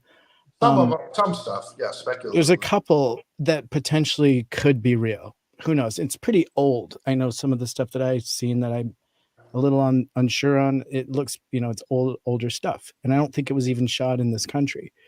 But it showed me that, the film is so old that it would have been really hard to fake. So that was like one of those cards in its favor, that I could verify that it was old because I understood what kind of film it was shot on. So that was one way I was able to verify that, just being a film guy. I was like, cool, at least I know this was really old film. And then looking deeper, I was like, this could actually really be images. And this was coming from someone that was like, this is potentially real. So I considered it. And that to me would be the next level, like you're saying. If that was real, then everything else is possible. Right. The cover up, the lies, all of that, the stuff I didn't want to think my government was doing to me, all of that, and it's one of those chain of events that if you're going to believe this, then you kind of have to believe everything else. That's why it's so hard to go the body's route, right? Because if you're swallowing that, then boom, you've accepted the whole deal. And the other enlightening piece of information that came out recently was the fact that the craft was small on the outside and large on the inside. So some of the physics just are kind of really bending our reality of what we would expect. Well, what if the craft itself is just a portal of a larger containment area? Totally possible. I've seen what I thought was a portal. We're going to play that game. Yeah. Right? No, I think portals are totally possible. I might have seen one in person. It could be 6 feet, a 6 foot sphere, because within that sphere is just their ability to move in between and observe or interact with our world, but it's indefinite on their side of whatever that portal is. 100%. I'm just saying, like, if we're going to go down the rabbit hole, we got to go all the way down and consider every possibility, even the implausible ones at that point. How did you interpret that information when you heard it? Did you think it was real when you heard that? I don't think any of it's real, Tim. Yeah. No, I'm being honest. No, I know. I'm glad I asked you that directly, though, because our audience needs to hear you say that. No, I don't believe in any of it. I don't think any of it's real. Not at all. And I say that not to be an a-hole, but because the evidence doesn't lead me to that. So how do you stand up for Grush? But yeah, that kind of doesn't go, it doesn't jive with standing up for Grush, but not believing what he's saying, right? Is that what you're saying? Like, he's a stand-up guy, believes the information, but the information may not be true. If you allow me, please. 1 second. Yeah. Please. So the way that works is a person can believe something is absolutely true, whether it's being misinformed, if you saw something different, if you had an inference, if you're under the influence, you have a psychological episode or several. There could be several reasons why someone could believe something to be true. And I won't even go into schizophrenia and clinical stuff, but I will just say there's several instances of very sane people doing seemingly insane things, saying that insane things happen, and had them take what we would call insane actions. I'm not saying that's what's happening here, but if that's the extreme of what we know to be possible as a human being, then as a scientist or an analyst or anybody that's giving this the pertinent analysis, if you don't consider, even if you don't believe it, if you don't leave that as a possibility, you're not doing due diligence on seeing this through. So personally, I don't think David Grush is I don't think Grush is a liar. I don't think he's a bad person. This is my personal opinion. Everything I've seen, I know people that have worked with him personally that said he's a good dude, he's an honest man, and this is personal, off the record, people that I know. And they've told me these things. However, it does not leave beyond the reasonable doubt or possibility that he was misled either intentionally as a psyop, misinformation campaign, or otherwise, or that he himself has not misinterpreted or misunderstood things he said or heard or analyzed from others. And until I get more evidence, I understand he's provided supposedly more evidence at IG that's at a classified level, and that's fine. I am waiting to hear, and I am open to change my mind. Based upon the preponderance of evidence I have at the moment, I do not believe it. And that's no disrespect to him or anybody that believes him. That's my opinion. Right. And I guess what I was trying to link was our earlier story where Elizondo had talked publicly about exactly that. Mm-hmm. And then we knew that David Grush and he are tight, and perhaps he had heard it directly from Lou. And so Lou is the real source for that information. Do you have any thoughts on maybe that being the chain of information? I'm put back in a similar situation because, to my knowledge, everything's a telephone game. I didn't work with these guys, but I know people that did. To my knowledge, also, Lou Elizondo is the salt of the earth. Take his word. Great guy, has your back. Great soldier, great patriot. Not a single negative word I have to say about him that I've heard ever, outside of grifting for money or whatever people want. Let the guy get paid. He can't work anything else anymore. So I'm not mad at that. My point is this. Again, with Lou Elizondo, I don't believe, like I heard Dave mention, I think Lou's seen UFOs. I don't think so, dude. And again, we can argue, we can debate, we can argue, but at the end, it doesn't matter. It's our opinion, right? I'm not saying Dave's wrong. He may be correct. I'm here to give my opinion. I balance out the scales of skepticism, but I'm not doing it in an inflammatory way. I'm not saying you are absolutely wrong. I'm open to being wrong. I'm saying right now the evidence points to my consensus and my conclusions to be more correct than anybody that believes the opposite. And I stand to be corrected. And I would honestly love if I was. That's the facts. Yeah, I think the bodies is the thing. Like No, I I could, get it. I get that. yeah, because I can swallow craft. Like I can believe that there's craft, because even an alien craft, I could still be like, well, it might still be a reproduction or something. But bodies, that's a whole nother level, and you're still not there yet. I can see you're not. You don't think that they exist anywhere here, or that we're holding them in secret capacity. I don't know how, man. And when I say that, I can't tell you guys how. How many times I say trust me, bro? But it's literally like, Even now, I mean, yeah. it would take such an exhaustive capability that I've never seen born by our government, even at CIA. Like, I've been part of crazy stuff, dude. And I'm not even saying I'm the man. I'm just saying, like, just what I've seen, I'm like, oh crap. But even within the crazy stuff I've seen, that's literally in history books that I personally witnessed, even that there was mess ups and people talked and leaks and not just like the UFO type leaks. They're different leaks, like details. There's no details ever of this stuff. It's just, I saw this, or we have this.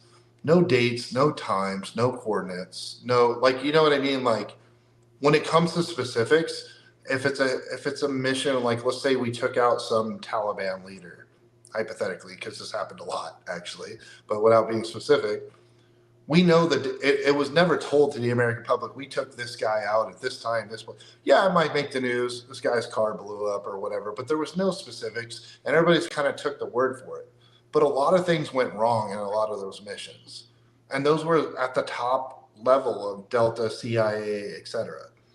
And so when I see this stuff, I just know more or less what the government is capable of. In compartmentalization helps, but over 50, 60 years, these many people, it's just, the likelihood of it, man, it's just so low. I'm not saying impossible, but close. That's what I'm getting at. And that's coming from a guy that believes they're out there and believes we have something. I just don't think it's big enough on a wide scale of reverse engineering interaction, or what you guys think it is. I really don't. And I hope I'm wrong. And only in the capacity of, if I'm wrong, that you guys aren't wasting your time. Well, I have a 2-part question, and it's a quickie. Sure. What would if for you, how would you create and hide a secret recovery program? What would that look like? And I'll ask the second part after. Well, you obviously got to go through a contract, because then have more discreet. But I don't know that I would trust a large contract. I don't know that I would trust Raytheon, Lockheed, Northrop for that contract. Because even though they are private companies and they keep stuff under wraps and they have SEI, SAP, and all that stuff, it's still too big. Those are like mini governments in themselves with those corporations. There's too much in that could know. I would make it a tiny, tiny group. And it would have to be hand selected, and literally like a unit, 8 to 12 people that would manage this. And I know that sounds crazy, but 2 people can keep a secret if one is dead. So it's like, it's just too challenging, man. And here's the other thing. You might get away with it for 20 years, but we're now on the 4th generation. You're not going to be able to pass that down with the same level of integrity of keeping that secret. It's just not going to happen. I'm completely, like I said, I won't go 100, but I will go into the 90s of percent that's not happening.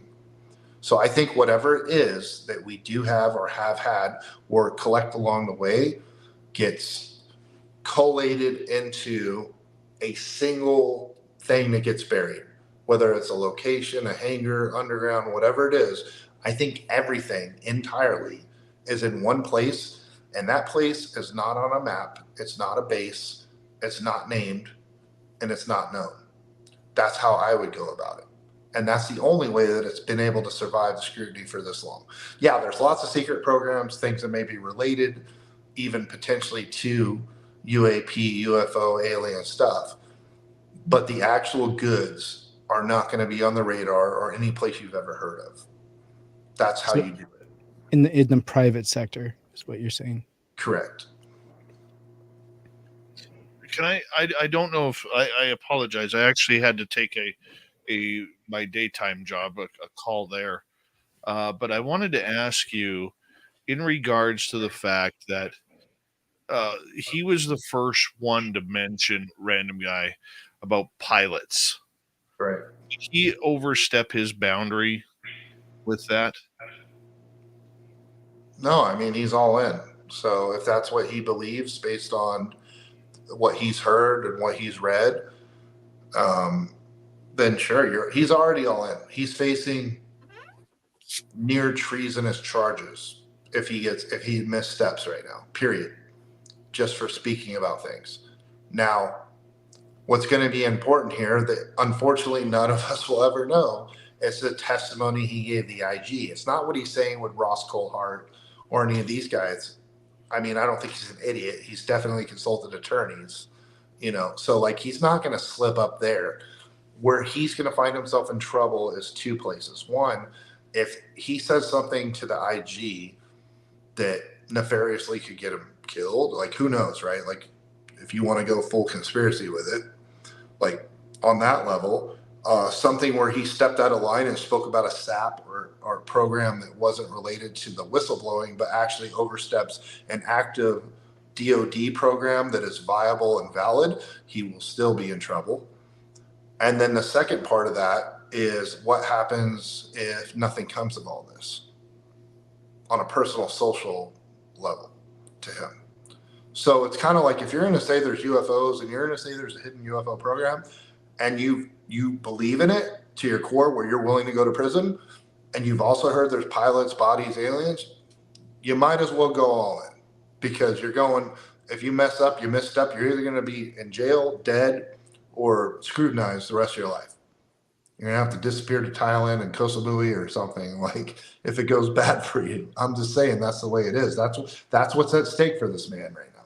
So it's hard. You can't discount that, because no one's going to risk trying to make $1 million over what he's risking. I don't believe that. The problem is if he was misinformed or misunderstood at any capacity what he's trying to say, it's going to end poorly. That's what he's risking. I don't think Grush is lying, because if I knew this information, I wouldn't tell it for $1 million. I would either have the conviction of going all out, here's the evidence, we have aliens, or I would keep my freaking mouth shut. It would have to, you can't go halfway. So yeah, if there's pilots, that definitely elevates it. I did talk to Tim about how that elevates it, but you might as well just do it, because say the crazies are coming for you, the government's coming for you, like you're risking it all either way. Yet people who know him say he's a pretty stand-up guy. Yes, 100%. And I also said Lou Elizondo, I heard the same thing.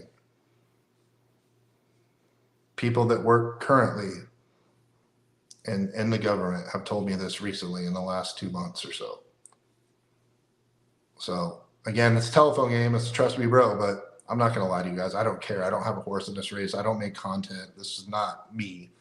I'm just here to give you guys insight. I could care less if the internet believes me or not. That's why I don't post anything myself. Mm-hmm. At some point, do you think they're going to release any of the details of what the confidential information is without giving up any like confidential information? Or do you think we'll get anything at all? You want to play it? You want to play a meta game with me real quick? Sure. Let's do this. Let's say let's say Grush's stuff turns out it's legit, 100%. Like we're playing a game here. Like let's do a thought process, right? Let's say everything he said is accurate and he can prove it and it's verifiable. What's the next step? Well, here's what's going to happen. The IG has that information. They will do an investigation. If that information is found out to be valid and provable, on the people that have to move forward, that also still have to be cleared at that level, don't forget. So it's still not necessarily going to be dropped publicly. What is most likely to happen will, of course, be determined by what level this is true. So do we have aliens, we just have stuff and they're storing it and we're lying about it? Or are we working with them, right? Because I'll tell you what, I guarantee you this. If at any point they're like, yes, the IG gets to this is all hypothetical. IG gets to this point though. Yes, we have aliens, we have UFOs, and we reverse engineer them and we use them to have strategic and scientific superiority against our adversaries, and it's classified for that reason. You know what the IG is going to do? Thank you, Mr. Gresh, for your input. We've investigated this and we found no validity to your claims, but thank you for coming. Because at the end of the day, guess what comes number one? National security. Yes, sir. So if we have aliens and we have in fact reverse engineered anything or any capacity of that, it still will revert to the public will be lied to because we have to. And that's a fact. I promise you. So the in a way, it's messed up. Like it's a no-win situation. Because the only way it would come out is if he's lying, they're going to hammer him and you'll know. They're going to discredit him. They'll prove it, like any capacity of that. If it's valid and we're utilizing this technology, it's still a matter of national security. It's still a matter of not being released. It's still a matter of being covert. And in that manner, you're allowed to lie as the government. And that will happen, I assure you. So that sucks. That's why I don't think anything ultimately will come from this. Because unfortunately, it's either he's a liar, he's misinformed, or it's true. And if it's true and we're using that tech, it's still going to be classified and lied about for our good. Right? But that's how it's going to be. Right, right. Do you think that public hearings is there any way that like you can force their hand via public hearings? Like if you were to drop evidence there, or what it's going to take is literally somebody screaming from the mountaintops. It's going to take people going live on Twitter, going live on Instagram, going live on Facebook, going live on YouTube, to the point they can't be censored and everybody resharing their comments. Them holding up photographs, them shouting it, them marching with 300 people to the location where the stuff is being held. It's going to take kinetic physical activity on the ground with beyond reproach reporting with no breaks and no guesswork to prove this is real. If there's any gaps, any staging, anything filmed, the general public will not care. You have to force the general public. Excuse me. I'm not advocating that. I'm telling you that is the only way this will change. Whether we get to that point or not remains to be seen. I highly doubt it. And I know I sound all negative and crappy. No. It's trying just to be the bearer of reality right now. Yeah, a reality check. And what did you think of this Canadian revelation we got with Larry McGuire and that recent information drop that we got? Well, it was old news, but it was recently re-highlighted.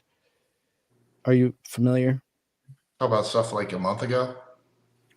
Yeah, sort of. And then recently re-highlighted that note had gone out for certain people to be, briefed and to ask to be briefed. Do you think that that's the sort of way to move forward because they're taking a different approach than we do? I kind of have like a whole category in my mind for things that are memos. You know what I mean? Like we're having a briefing, we're having a committee. That all goes under the same category to me. It's like, okay, cool. Now what? Like, to me, that doesn't move my needle. I want people that have worked on projects in the last 2 decades that have everything to lose to come out with physical and or verbal evidence that can lead to physical verifiable stuff. Short of that, you will not see a point to doing any of this other than grifting, making money, conversation, and otherwise. And I'm not accusing everybody has their own motivation. I think most of the people are doing the right things. I used to think Lou Elizondo and all these guys were just out to get a check. Since I know people personally that got in my DMs, text me, call me, whatever, and they're like, hey, bro, you're wrong. And they told me that about Lou. And they told me, some of these guys are like, no, you're wrong. I don't know what he's doing, but the man is not a liar. Those kind of conversations I've had with people that have worked with these guys. So if that's the case, I believe them. Like, I'm an honorable person. People I associate with are honorable people. Like, we keep it real because none of us make content. None of us make money on this. We're just talking back channel, water cooler stuff as old guys that used to do this kind of stuff, you know? And so if they tell me it, I have no reason to not believe them. They don't benefit at all. They're not posting it on their Facebook. It's just between me and them. They have nothing to gain by lying to me. It's just like, hey, brother, you're in our circle. Here's the deal. So I trust them. And they say people like Lou are the real deal. Whatever his motivation may be, I can't speak to it. I don't know him. But if I hear he's a good guy and a guy that I would go to war with tells me that, I'm going to believe him. Simple as that. Yeah. Yeah. And the chances are good that that's a good decision. And you know what? Speaking of odds and things like that, you live in Vegas. You love to beat the odds and win at the tables. But speaking of Canada, recently they came out and we talked about this on, I forget when Dave and I were talking about this, but casinos.com went ahead and did an odds table of where to go in Canada for the best chance at seeing a UFO. And so right there where Dave lives, he's number 3 with 45 to 1 odds that you're going to see a UFO out there in BC. I mean, I know how weird Dave is, so that's not really surprising. Like, he's got aliens. They're all landing at his house. He either caused aliens to come to my house or he caused me to be mentally defective to where I'm seeing them in my sleep. So I'm not sure which. No, you got aliens. That's just good old you there, buddy. The jury. The odds are good that he's sending aliens your way because they're prevalent in his neck of the woods. They may all be landing literally at Dave's house. He's throwing the odds off. I just said, I told Dave, I told Nicole, I told everybody that's in the woo train. If you could just have them work on my double chin next time they take me, that would be great because some of my photographs are not that great in my 40s. So it would be very helpful. Well, I'll tell you what, move to the Northwest Territories or maybe New Brunswick because those are the top 1 and 2 locations in Canada. So, you know, your odds are 22 to 1 in Northwest Territories. Of course, it's pretty desolate up there. So you might get eaten by a bear. Chances are probably better of that, but I believe it. Either way, it's exciting stuff. Thanks for staying up later. I don't know if I can see Dave staring into the camera. That's usually a sign he's ready to pull the plug on us. That's fine. I'm glad I got to chat with you guys. I appreciate it. No problem. No problem. Mick West tomorrow night on the show, and I think it's going to be a good one. And it's always a good time when we have Mr. West on, you know, whether you love him or hate him, you know, come into the room and be cordial as ever. And put all your questions in caps. Exactly. We'll see you later, Dave. Have a good night, buddy. Thank you tonight to Thomas, Deb, Science Bob, Cat Chaser, Izzy Stradlin, Travis, and T. Tui for the great super chats. Mick West tomorrow night. If you haven't already, hit that subscribe button, ring that bell. We'll talk to you tomorrow night, everyone.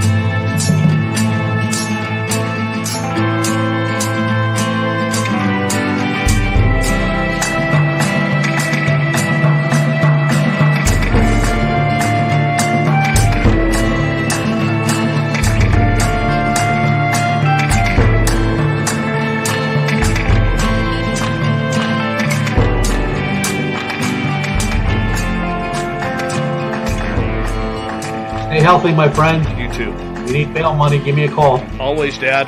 Take care. You too.